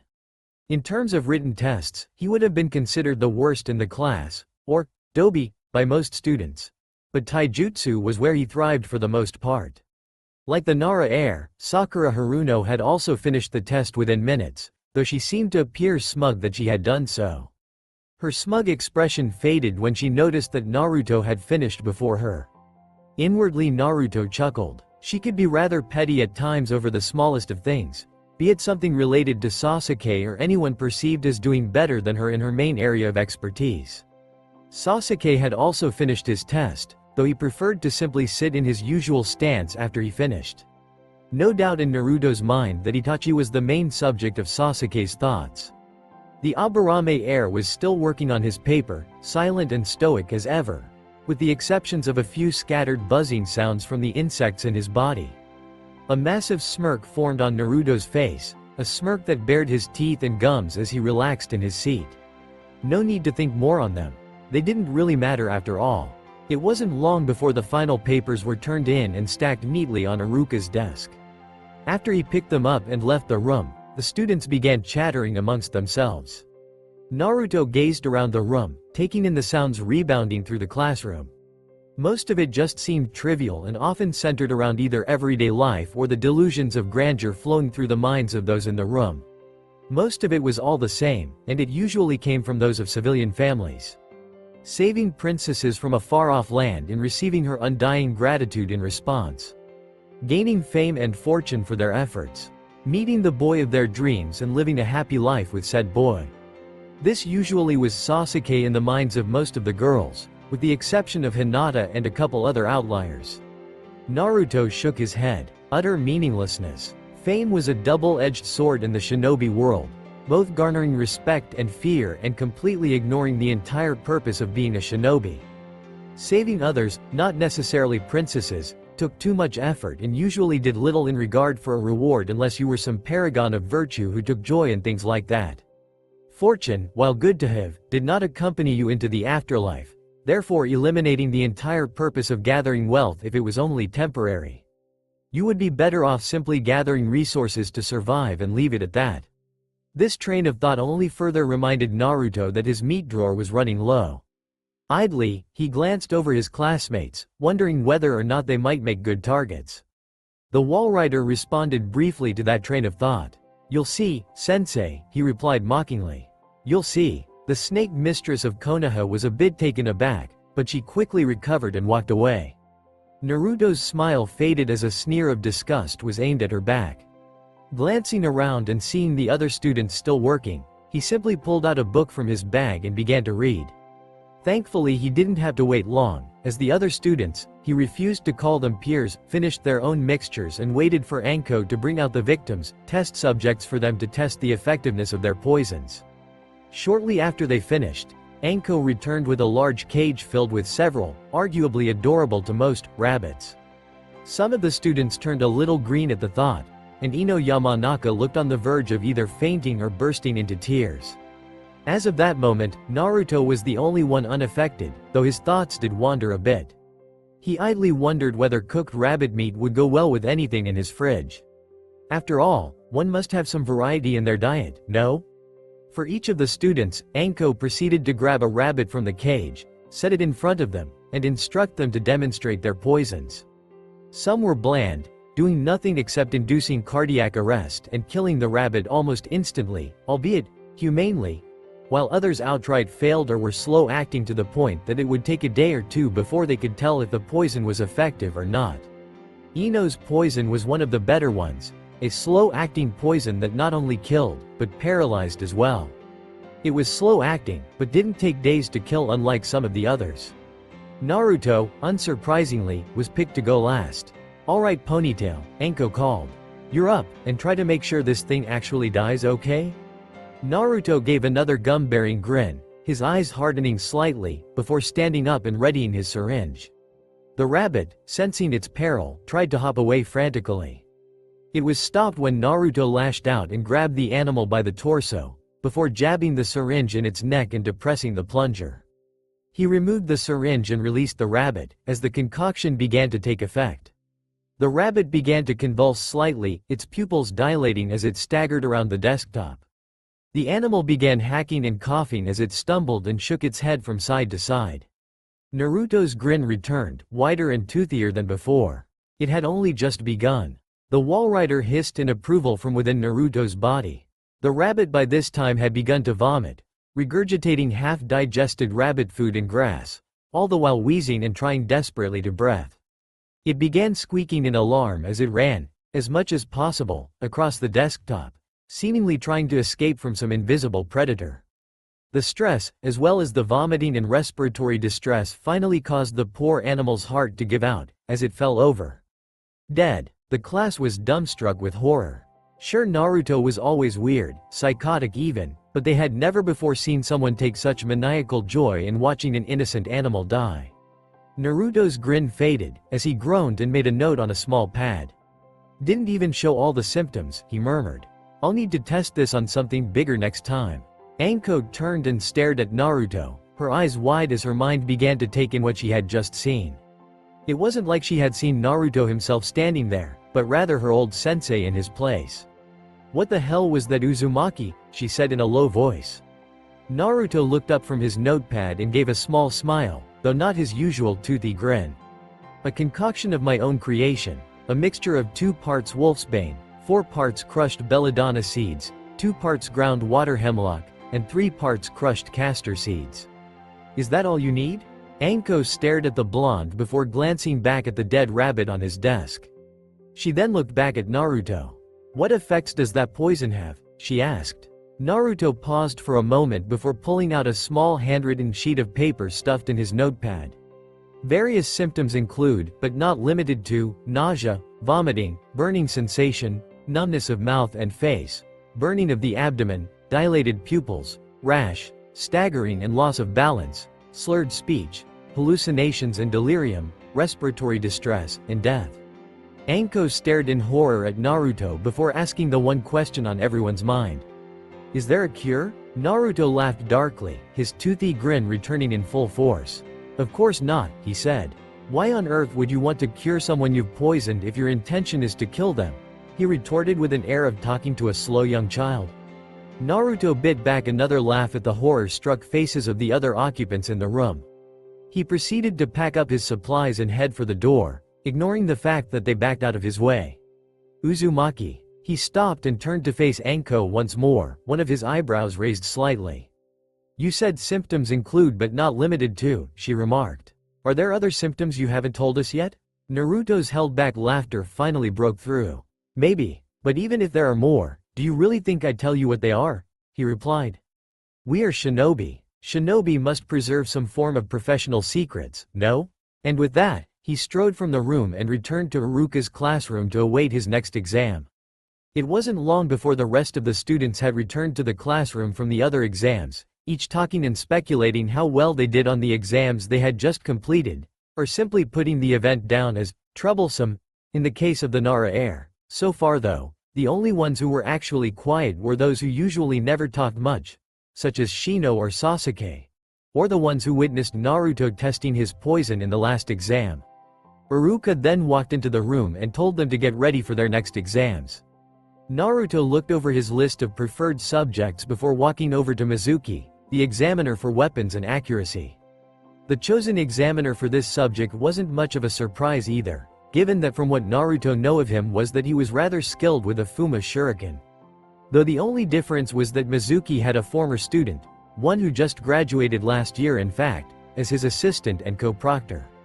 She was plain, not that special in terms of attractiveness, though the two buns in her hair might be seen as cute to some people. What caught Naruto's attention was the large sealing scroll strapped across her back. If her gear was anything to go by, Naruto deduced that she was a weapons expert. While a noble art to study, if one overstudied in it then they would be in trouble should someone be able to counteract their weapons. The main weakness with throwing weapons was that should a specialist in them come across a Futon, wind release, user then their weapons would be rendered useless. Something told Naruto that this girl, Tenten he believed her name was, had never come across a Futon user before, and he could tell she was overconfident in her own skills. Granted, she wasn't as arrogant as Anko Mitarashi, but the overconfidence was still there. Mizuki on the other hand was someone Naruto could barely tolerate. Sure, he played the part of the kind instructor, but whenever he saw or spoke to Naruto there was a glint of resentment in his eyes, as well as a surprising amount of hatred. Naruto speculated that this meant that Mizuki was like all the other lambs of the village that believed him to be the Kyuubi reincarnated in human flesh. Now normally Naruto would simply ignore him like he did with all the others, disregarding this sentiment should they attack him, in which case he'd return that force tenfold, except that occasionally Mizuki had subtly tried to sabotage his work a few times. He failed in his attempts, but it did move Mizuki from the category of annoyance to the strong possibility of becoming food category. Once the group of potential examinees was gathered in a group around Mizuki and his assistant, a noticeably larger group than the one for poisons, the silver-haired instructor proceeded to lead them outside to one of the training fields set up with training dummies and various targets hanging from branches or marked on other dummies. Alright students, Mizuki told them cheerfully. For those of you who deemed it necessary to be here, I thank you. Using weapons is a skill that almost every shinobi will use at least once in their lifetime, so it makes sense for you to learn how to actually use them, be it throwing weapons or melee weapons. So here's how this exam is going to work. Mizuki pulled the large Fuma shuriken from the harness on his back and stabbed one of the points into the ground. The exam is divided into 3 stages. The first stage is for you to show what weapons you plan to use in your shinobi career, be it kunai or katana. The second stage is for you to show that you can actually use the weapon without harming yourself, and that you know a possible style for them if you are using a melee weapon.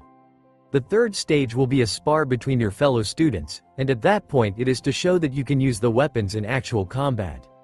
Understand? Good. Now I'll read off your name. When I call it you will start with the first stage. Mizuki ran through the list of names, with each student giving a rudimentary explanation of their chosen weapons as they went, before finally coming to Naruto.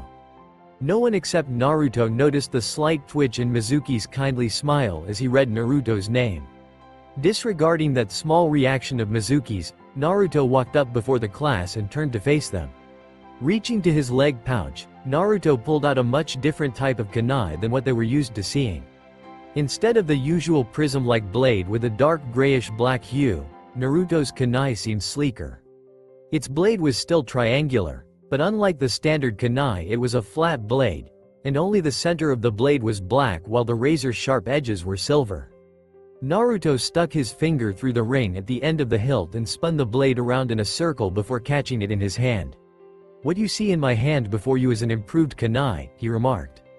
The blade is sharper and tempered at a much better quality than more commonplace weapons, and the design makes it so that the kunai moves faster through the air and has less lag, if you will, from the wind pushing against it in flight. Naruto's toothy grin reappeared. Not only that, but they are easily concealed and you can stab someone with much less resistance than a normal kunai. Sheathing the blade, Naruto then lifted his left sleeve to reveal the 3 barrels strapped there. A senbon launcher designed to fire multiple needles at once with far greater accuracy than some people are capable of. They can also be loaded with poison, thus coating the senbon with the substance as they are fired. This statement caused one of the students to turn a faint shade of green, having been one of the ones in the poisons lab to witness Naruto's masterpiece in action. Letting his sleeve fall, Naruto finally lifted his other sleeve to reveal the gauntlet on his right arm. "This is something more for close combat than my other weapons, as well as a bit of a surprise for them," Naruto said as he flexed his wrist, unsheathing the blade from the top of the gauntlet. Designed for prolonged close combat, as well as saving on stamina as you don't actually have to hold the weapon yourself. Naruto released the catch by flexing his wrist again, sheathing the blade, before giving a mocking nod of the head to Mizuki. The teacher grimaced slightly, before switching back to his usual, kindly teacher, persona.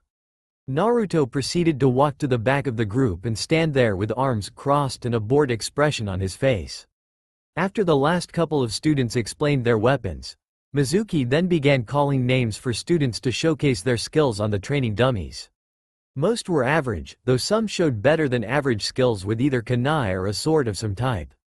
Tenten just sat and watched their attempts with a bit of annoyance at the sight of some of the less than stellar scores of some of the prospective kunoichi of this year's class. Naruto simply ignored them in favor of conversing with the spirit residing within his body, though not the one resembling a fox. Not that they really had much to talk about, other than the Walrider's obsession with wanting him to just go ahead and kill and eat Mizuki right in front of everyone. Naruto calmly pointed out that if they did that, Konoha would put 2 and 2 together that he was the serial killer plaguing them for the past 3 years. So at the moment this wasn't an option, much to the spirit's ire. "Uzumaki Naruto," Mizuki called, barely keeping the kind mask up as he spoke. Naruto smiled before walking up once more in front of the group of students.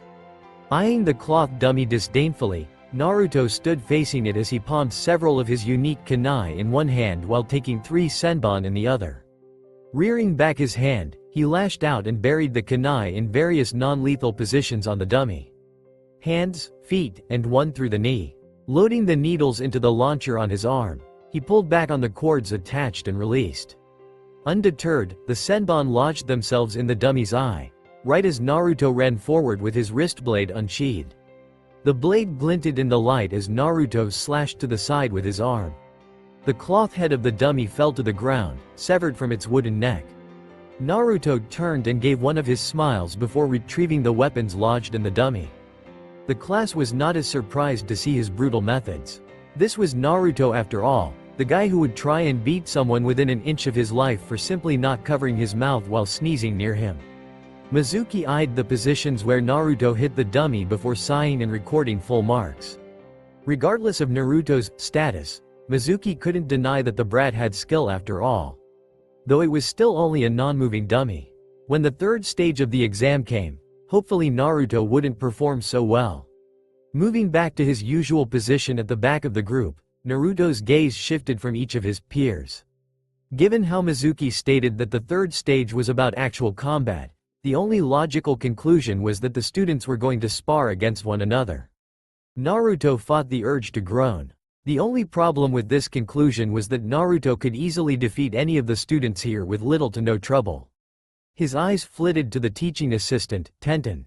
Perhaps he might get to face her? That might prove to be a little more fun than fighting children after all. After all, she was a full-fledged shinobi.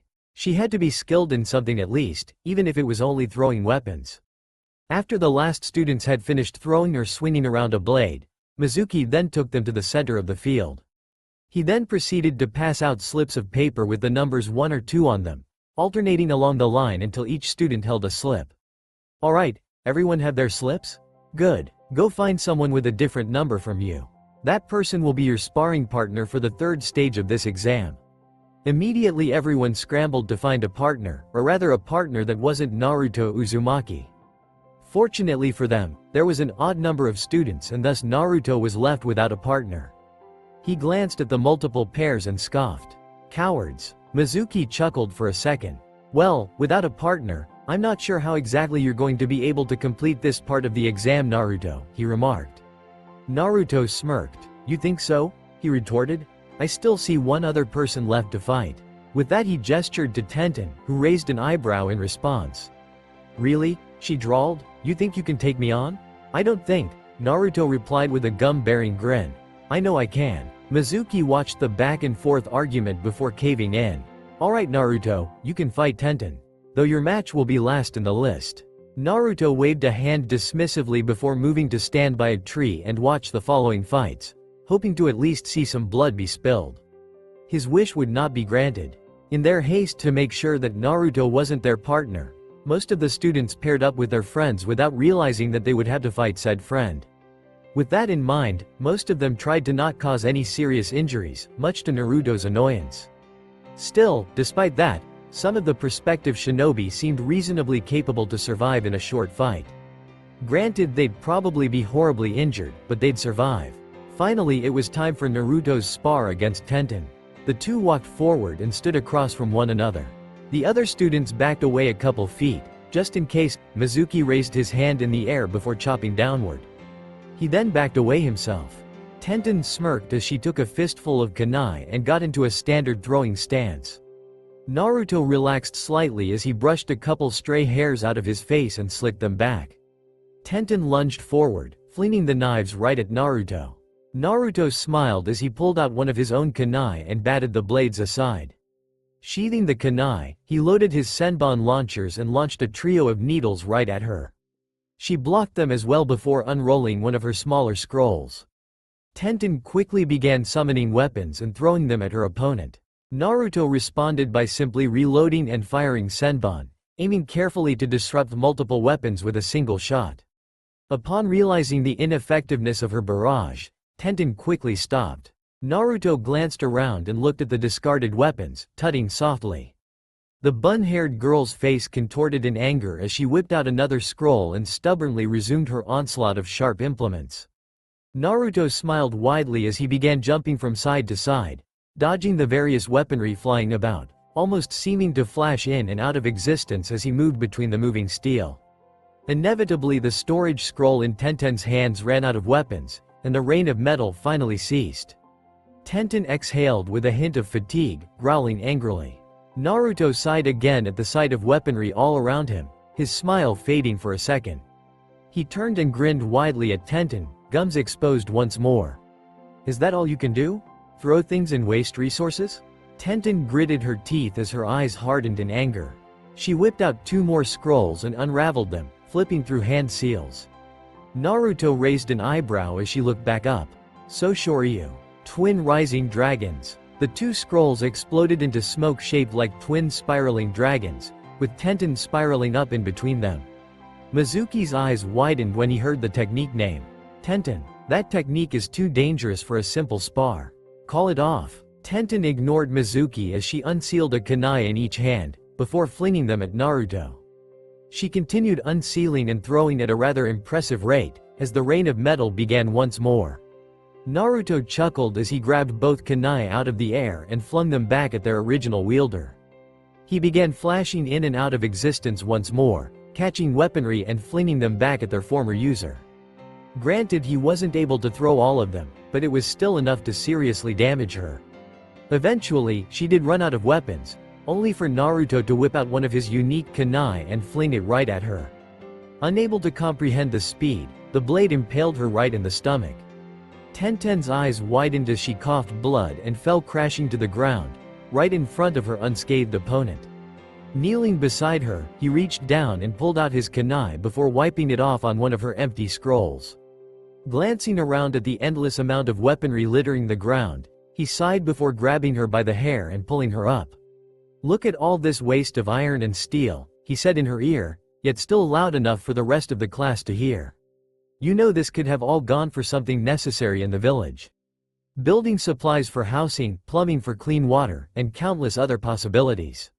Yet instead, it is here being wasted by a pathetic girl who can't even hit her target." Naruto pulled his hand back, Tenten's hair still clutched in his fingers, before slamming her face down in the dirt hard enough for the ground to crack around the impact area. "Disgraceful. A waste of space in our military and nothing more," he yelled viciously. Naruto stood and walked away, smile gone from his face as he dusted himself off. Mizuki eyed Naruto's retreating form warily. He sighed and marked down Naruto's results, while also making a smaller note beside them to get Naruto some form of psychiatrist should he be made a genin. Because if he was this brutal without using the fox, how dangerous would he be when he actually tapped into an endless reservoir of hatred and anger? Naruto simply ignored the instructor and his peers, in favor of returning to Iruka's classroom to finish his remaining exams before the final spars of the day. With the elective exams all finished, the students had all gathered at the back of the schoolyard, where a ring had been set up in rope and stones. Everyone stood in groups, waiting for Iruka's instructions. Naruto simply debated who he would either have the fortune or misfortune, depending on who it was sparring with. Iruka returned with a stack of slips of paper, much to Naruto's annoyance. Repetitiveness was not something that should be encouraged in the shinobi world. It made you lazy, predictable, stagnate. "In my hands are slips of paper with numbers on them," Iruka said. "There are 2 of each number. You will take a number, and whoever has the matching number will be your partner for the spar." Iruka then walked around and passed each slip out. Naruto glanced at his, bearing the number 7. He looked around, eyes peeled for another 7, so he could at least scope out his opponent. Naruto's expression soured when he saw who had the matching number. Hinata seemed to realize this, and she turned bright red and began shivering slightly. Naruto's lip curled in disgust as he sighed. It seemed that this spar would be rather boring, just like before with the girl who had a habit of wasting weapons. Iruka then began calling numbers, bringing the pairs up for their spars. He also insisted on them performing that odd gesture of respect that involved the pair interlocking 2 fingers with that of their opponent. Naruto never really understood it, but then again, he never really cared enough to understand. The fights had mixed results, some entertaining while some were downright uninteresting. Shikamaru Nara proceeded to forfeit against his friend Choji Akamichi, citing the spar as a drag, before walking over to a tree to stare at the clouds. Kiba Inuzuka tried his usual head-on assault against Shino Aburame, only for that to fail when the Aburame air unleashed his hive of insects. Kiba did last longer than most would against an Aburame, though that was mainly attributed to his proficiency in taijutsu. The fight between Ino Yamanaka and Sakura Haruno started off slightly promising, before devolving into a full-on brawl after they got into an argument over Sasuke Uchiha. Any other students' fights were simply either devoid of anything entertaining, or were over so quickly you could blink and miss it. Sasuke Uchiha's was one such fight, over in a single move. From what little body language Sasuke was giving off, Naruto could tell he was both pleased to have easily defeated his sparring partner, but annoyed that it was over so quickly. "You needn't be angry over the simple battle, Uchiha," Naruto said with a smile. "After all, some people just don't have the skills necessary to make it. Your opponent was one such person." Sasuke nodded. Indeed. He turned to Naruto, ignoring the spar going on in front of them. "You know, I would have much rather fought you, Uzumaki. At least you can keep up with me," he remarked with a smirk. Naruto chuckled. "Such is the curse of geniuses such as ourselves, Uchiha?" Always having the skills and the ability to acquire knowledge to hone ourselves, but having few who can actually challenge us. He sighed as he brushed back a couple stray hairs. It can get quite boring at times. A fight between us though, that would have been a much better spectacle than what we have in front of us right now, Sasuke replied, eyeing the spar with disinterest. Uzumaki Naruto and Hyuga Hinata, you're up, Iruka called. Naruto grinned widely. Looks like it's my time to be bored then. Sasuke grabbed Naruto's shoulder for a second. Naruto turned and raised an eyebrow. Sasuke jerked a head at Hinata. She may be timid and kind-hearted, but she's still a Hyuga, Sasuke told him. Don't underestimate her if she can use the Juken.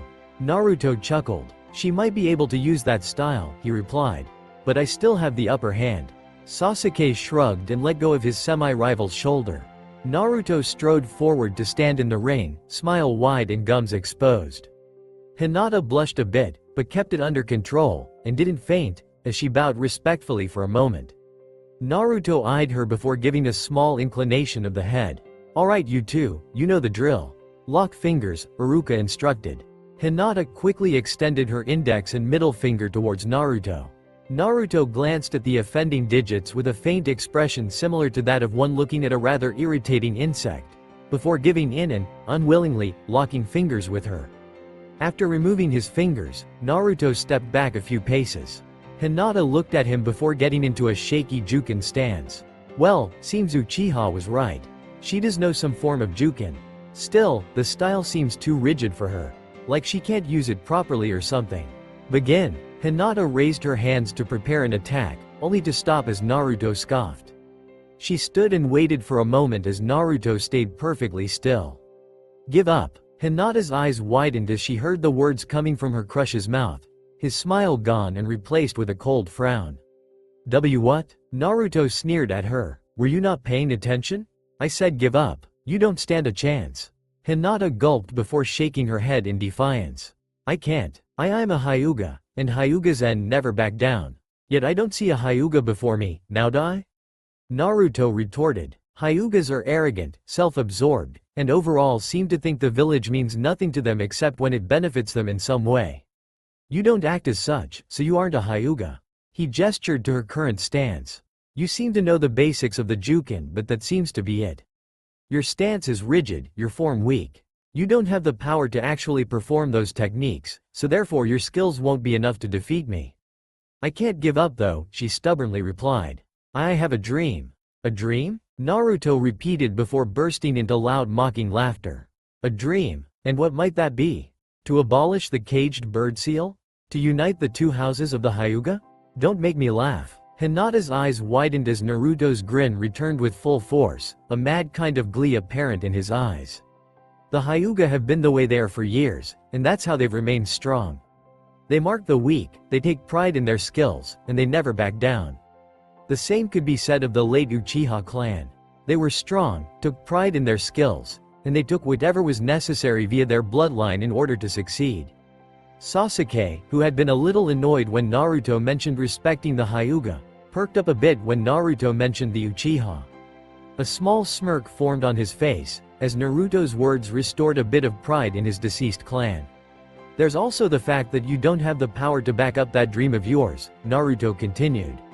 You're soft, kind-hearted, and you care far too much for a family that would cast you aside should you prove to be a disgrace to the name of Hyuga. That's not being a better person, that's being foolish. So like I said, give up. At that moment Naruto darted to the side to avoid a surprisingly fierce strike from Hinata. Her teeth were clenched, and tears were streaming from her eyes. Letting out a yell of rage, she began striking as fast and hard as she possibly could. Naruto once more began blurring in and out of sight to avoid each strike, his grin never leaving his face. Now that's more like it. Hinata spun towards him, fingers blazing with chakra as she kept attempting to close his tenketsu and end the match before he could pull out one of his many tricks. Activating her Byakugan, she leapt towards him. Naruto, recognizing the stance, yanked a kunai out of his pouch and held it in a reverse grip. Veins bulging around her eyes, Hinata then struck with the start of her technique. 2 palms. Dodged. 4 palms. 3 dodged, 1 blocked via kunai. 8 palms. 6 dodged, 1 blocked, 1 missed. 16 palms, 14 dodged, 2 blocked, 2 missed. Seething that her attacks were not doing anything to him, Hinata rolled to the side and came up behind him. Naruto grinned and returned the kunai to his pouch. Hake Sanjuni Sho, 8 trigrams 32 palms. Naruto's only response was to dodge each of the final strikes, much to Hinata's horror, before blurring out of sight and reappearing behind her. "Was that your best?" Naruto asked, almost bored. He tilted his head to look back at Sasuke with a smirk. "What was that you said about being careful of the Jukin?" he said. Sasuke rolled his eyes. "Just some friendly advice, alright Uzumaki? I made an assumption, I was wrong. You happy?" "Very much so," Naruto replied happily before lashing out with his foot and kicking Hinata right in the stomach, knocking the wind out of her. Grabbing her by the arm, Naruto roughly hauled her to her feet and tossed her aside. Hinata staggered for a second, then charged at him with another Jukin strike. Naruto simply flexed his wrist to unsheath his wrist blade, then raised it to block the attack. Moving his hand into a position similar to one someone would use for a chop, Naruto jabbed Hinata in the throat. Hinata coughed and hacked as she frantically tried to breathe. Naruto stared dispassionately at her before backhanding her to the ground, into blissful unconsciousness. He tutted softly before sheathing his blade. Iruka ran over to check on Hinata, mostly if she was still alive, before looking at Naruto. Winner by knockout, Uzumaki Naruto. Most of the class was indifferent, and some were even resigned to this outcome. The only one who seemed somewhat pleased that Naruto beat Hinata was Sasuke. On the other hand, there was one other who was not happy with this turn of events whatsoever. "Hold up, I want to challenge this bastard, right here, right now." Iruka turned to see Kiba Inuzuka staring at Naruto with barely contained fury, his canines showing as the boy growled angrily. Naruto himself turned to face Kiba as a mocking smirk formed. "Oh? And why should I lower myself to fighting a mutt as of right now?" "Simple. I've got a score to settle with you," Kiba retorted. "Kiba, you only just woke up after Shino beat you," Iruka told him. "You really shouldn't be in another spar until your chakra has fully returned." "So what? I gotta do this, on Hinata's honor." Naruto started laughing when he heard this. He glanced at the prone form of Hinata before looking back at his challenger. "Her honor?" he replied. "Need I remind you that she lost? End of story. The strong defeated the weak, and it will show on her final grade. Nothing you do could change that, just like if you just happen to beat me your own score will not change." Naruto then proceeded to turn and move to walk away. Kiba growled angrily before smirking. "So you're saying you're not going to fight me cause you're afraid to lose?" "I never said that, but you implied it," Kiba crowed triumphantly. "You may have been willing to fight Hinata because you knew you could beat her, but you won't fight me because you're unsure. That makes you a coward, Uzumaki." Naruto stopped and turned back to face Kiba. "Maybe I am a coward," he remarked. "After all, I do like the idea of staying alive compared to recklessly charging in and dying for no reason. That's why we as humans have the fight or flight response. It tells us whether or not we should fight or flee, and thus one who is seen as a coward for fleeing is actually simply trying to preserve his or her own life. And if the flight response is never seen, then that simply proves that the being in question is too moronic to realize it is going to die. So in a way, being a coward isn't so bad." He grinned maliciously. "Perhaps you should try it sometime, Inuzuka. It might actually give you some brain cells to fire up in that empty head of yours." Howling in fury, Kiba lunged forward on all fours, ignoring Iruka's alarmed shouting and Akamaru barking frantically. Naruto's grin widened as he jumped over the charging Inuzuka, then he landed feet first on Kiba's back. Leaping off of Kiba, Naruto stood nonchalant as the feral boy staggered to his feet. Snarling, Kiba leapt into the air and began to spin. Gatsuga, fang passing fang. Naruto blinked out of the path of the spiraling vortex, then reappeared a few feet to the left of his original position. Kiba cancelled the technique in favor of swiping at the blonde with the claws that had grown from his fingernails. Naruto ducked and weaved between the attacks, the grin never leaving his face. My, what an angry little mongrel you are," he remarked. "You know what they say about mad dogs. They have to be put down." Naruto slammed a fist into Kiba's face, sending the Inuzuka skidding. Kiba quickly recovered and shot forward again, failing to notice what was clutched in Naruto's other fist. In a single sweeping motion, the handful of sand flung across Kiba's eyes, causing the boy to howl in agony as he tried frantically to get it out. His blonde opponent proceeded to grab Kiba by the shoulders and deliver several knees to the gut before flipping him over his shoulder and slamming him into the ground. As Kiba groaned and tried to get up, Naruto kicked his head back down hard. Dusting himself off, Naruto shook his head at the unconscious Inuzuka. Turning to face the dumbstruck Iruka with a smile on his face. "Well, since I seem to have won 2 matches," Naruto said. "Do you think I can get extra credit?" Placeholder for line. Given that Naruto had beaten 2 opponents, and thoroughly made sure the school was terrified of him, Iruka told that he was free to leave and that the exam results would be posted the day after tomorrow. Upon reaching his apartment, the Walrider phased out of Naruto's body as Naruto walked over to the fridge and inspected his meat drawer once more. "Well, no use putting this off." He turned to face the Walrider. "We'll go hunting tonight." The Walrider nodded in agreement. Naruto closed the fridge and walked over to his armchair. Sitting down, he sighed, put his hands behind his head, and simply relaxed for a few minutes. This relaxation was broken when a thought crossed Naruto's mind. He frowned for a moment, stood up and looked at the Walrider. "I need you to go out and locate Brother Sum. Inform him that we need to meet again soon." The spirit hissed in response before darting out the window as a cloud of formless vapor. Naruto sighed and sat back down. For some odd reason he just felt empty. Perhaps it was the absence of the Walrider, but it just felt odd whenever the spirit left to do his bidding at times. When Naruto was younger it wasn't as bad, but now it was noticeable. Almost like a void. Naruto? That, and the fact that whenever the Walrider left him the fox was able to speak with him was an annoying side effect. Blocking out the chakra-composed entity, Naruto stood and walked over to the window. Gazing out over the village, he sighed once more and shook his head. He idly wondered what, or rather, who, he might be having for dinner tonight. His thoughts were interrupted though by a flicker of movement off in the distance. Squinting at the moving object, he was rather shocked and a little intrigued at what appeared to be a shinobi with the sacred scroll of sealing strapped to his back. A shinobi with shoulder-length silver hair. Naruto's signature smile returned. Mizuki had finally slipped up. And as promised to himself, when someone in the strong possibility of becoming food category slipped up and let down their guard, he would strike.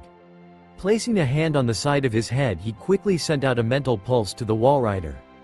The spirit just happened to have finished organizing a meeting with Brother Sum, and was on the way back. "Walrider, Mizuki's let his guard down. Tail him and keep me updated on his location. I'll meet you there." A shriek of triumph was heard between their link as the Walrider sped off in search of their current target. The hunt was on. On the rooftops, a hooded figure stood keeping watch, a single Sharingan eye homing in on the fast-moving spirit. "So, the Walrider comes out to play," the figure remarked. Guess Zetsu was right after all. The figure turned to gaze over at the apartment of one Naruto Uzumaki, right as Naruto scaled the roof and took off in the same direction of the Walrider. "And there he goes," she mused.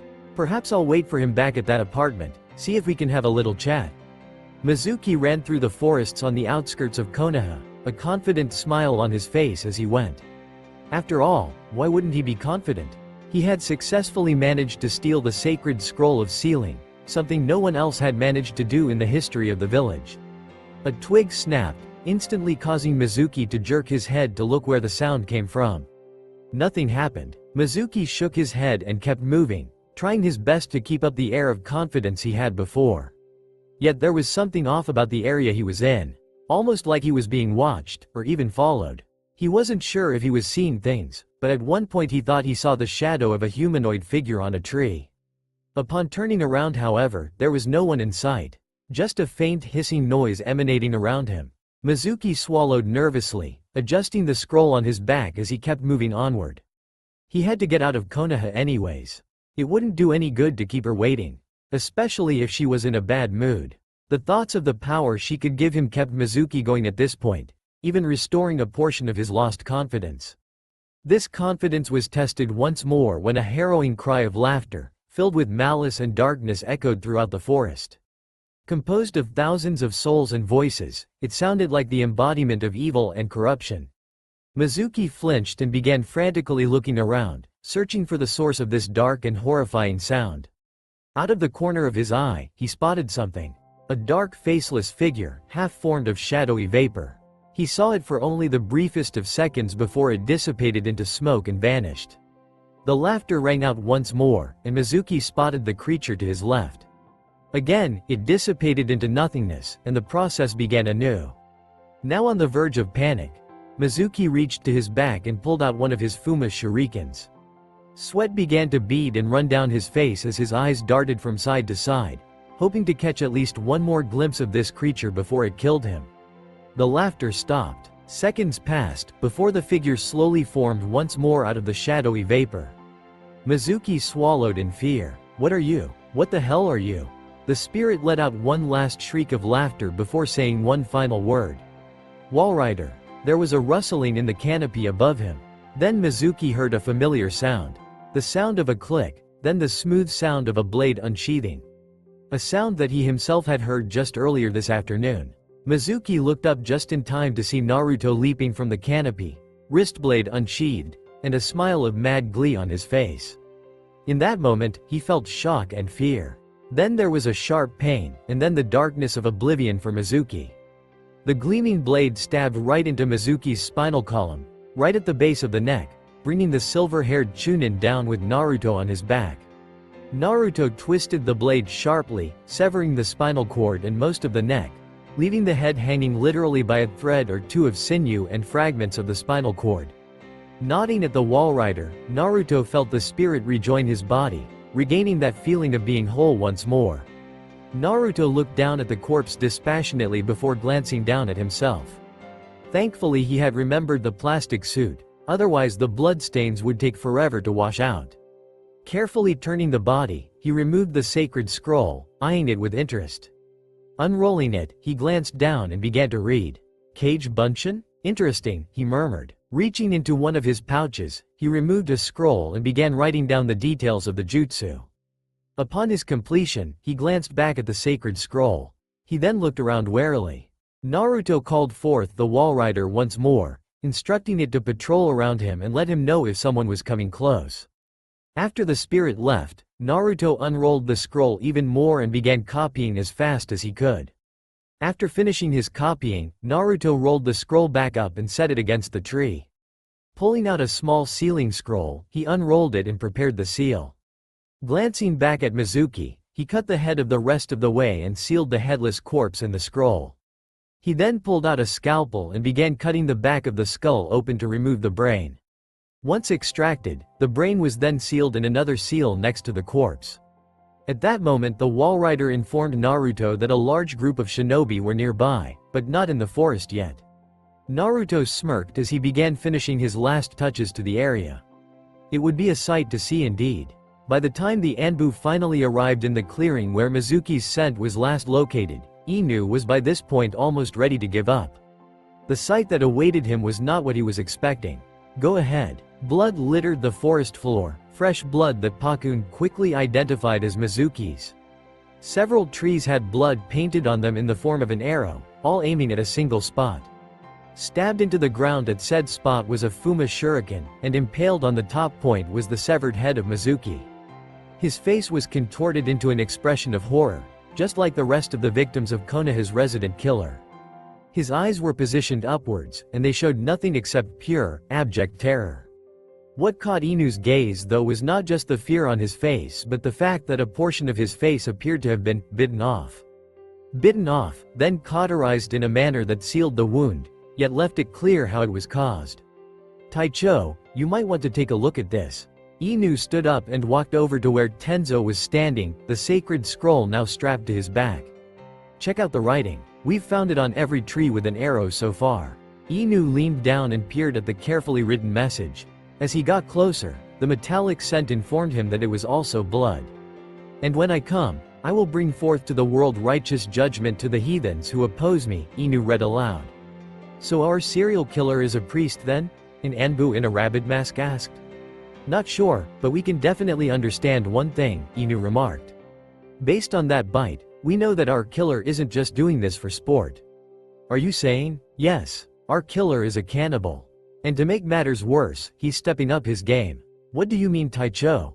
Inu sighed. He attacked someone who had the sacred scroll of seals. A Chunin no less. Before today, he only hunted civilians or the odd genin and weaker Chunin. But now he's after stronger game. Which means that this is only going to get worse from here on out now that he has the skill and the confidence to go after stronger shinobi. The Anbu in the rabbit mask looked at the head for a second before turning back to Inu. Well, for all the trouble he's gone through, I guess we had to call him something at this rate. The voracious, Tenzo remarked. That's what he is, the voracious. At the same time, Naruto had walked into his apartment and locked the door. Unzipping the plastic suit, he carefully disposed of it in one of his trash cans. He'd take it out tomorrow, but for now he had meat to prepare for storage. Striding into the kitchen, he prepared to unseal the corpse when he heard something that he had never expected to hear. A voice that didn't belong to the Walrider. Uzumaki Naruto, a deep yet feminine voice called from his sitting room. Konoha's resident cannibalistic serial killer, psychopath, and host to both the Kyuubi no Kitsune and the Walrider of legend. Naruto turned to face the strange woman, outwardly calm yet panicking on the inside. Who is this woman? How did she get in here? It should be impossible with all the security I put in place. I knew I should have been more attentive, but no, I failed at keeping up my security and now my home is no longer impenetrable. This is impossible. Naruto exhaled slowly, still keeping a close eye on the woman. Aren't you going to reply? It's rude to keep a woman waiting, you know. Naruto exhaled once more. It doesn't matter. I'll kill her, dispose of the evidence via incinerator, and then improve my security tenfold. Carefully eyeing the woman, Naruto slipped a few of his kunai into his sleeve and into his palm, loading his senbon launcher as his hands moved briefly behind his back. You're not very talkative, are you? She remarked dryly. Naruto whipped his arm out, flinging the kunai before pulling up the sleeve on his left arm, revealing his senbon launcher and firing several poisoned senbon right at the woman. Much to his shock, the weapon simply phased through her, much like with the Walrider earlier that morning. Nice reflexes, she remarked, but what good are reflexes if you can't? Naruto proceeded to throw another kunai before diving to one of the lower cupboards and grabbing one of his many hidden gas masks along with a small remote controller. Putting it on, he gazed at the intruder and pressed one of the buttons on the remote. A pale green gas began pouring out of AC units, flooding the room. As the gas began to fill the room, the woman began to chuckle as Naruto moved towards another cupboard. Tear gas, Naruto? Nice try, but I've got an ace for something like that. A swirling vortex appeared from her one visible eye hole on her mask, sucking up the gas into a small wormhole. Soon the room was cleared of gas, only for the intruder to spot Naruto standing there confidently with another remote in hand. The woman raised an eyebrow behind her mask as Naruto grinned madly. Is that supposed to scare me? She drawled. Naruto's grin expanded, as one eye opened wider while the other narrowed considerably. Yes, very much so in fact. This remote is linked to hundreds of powerful bombs lined throughout the building as well as the buildings directly surrounding it and the basement levels. One press of a button and we'll both be consumed in the incendiary blast of my holy fire, and there'll be no escape for you or I. With that, Naruto burst into insane bouts of laughter, cackling wildly while the woman simply stood there impassively. Then she did something that actually caused him to stop laughing from the sheer shock of it all. She wasn't pleading or begging for her life. She wasn't running as far as she could to escape the coming onslaught of fire and brimstone. No, she was clapping. I must admit, you are indeed an interesting one, Uzumaki Naruto. I can sense the bombs lining this building and the surrounding ones, so I know you're not bluffing. So willing to lose yourself to fire just to keep your secret. I respect that. Naruto was stunned. She knew this whole time? Was this a test of some sort? To see how far he'd go? But from who? So many possibilities. Who are you? He asked warily. The woman lowered her hood, revealing long black hair that spiked at the ends of her bangs and ponytail and an orange mask with a single eye hole, with the entire mask appearing to be a spiral emanating from the eye hole. From within said hole, a single Sharingan blazed. My name is Uchiha Madoka, and I have something of an offer to discuss with you, Uzumaki Naruto. Naruto's eyes widened in shock. Staring at the woman for a few seconds, he glanced at the remote in his hand and set it down on the counter. I'm listening.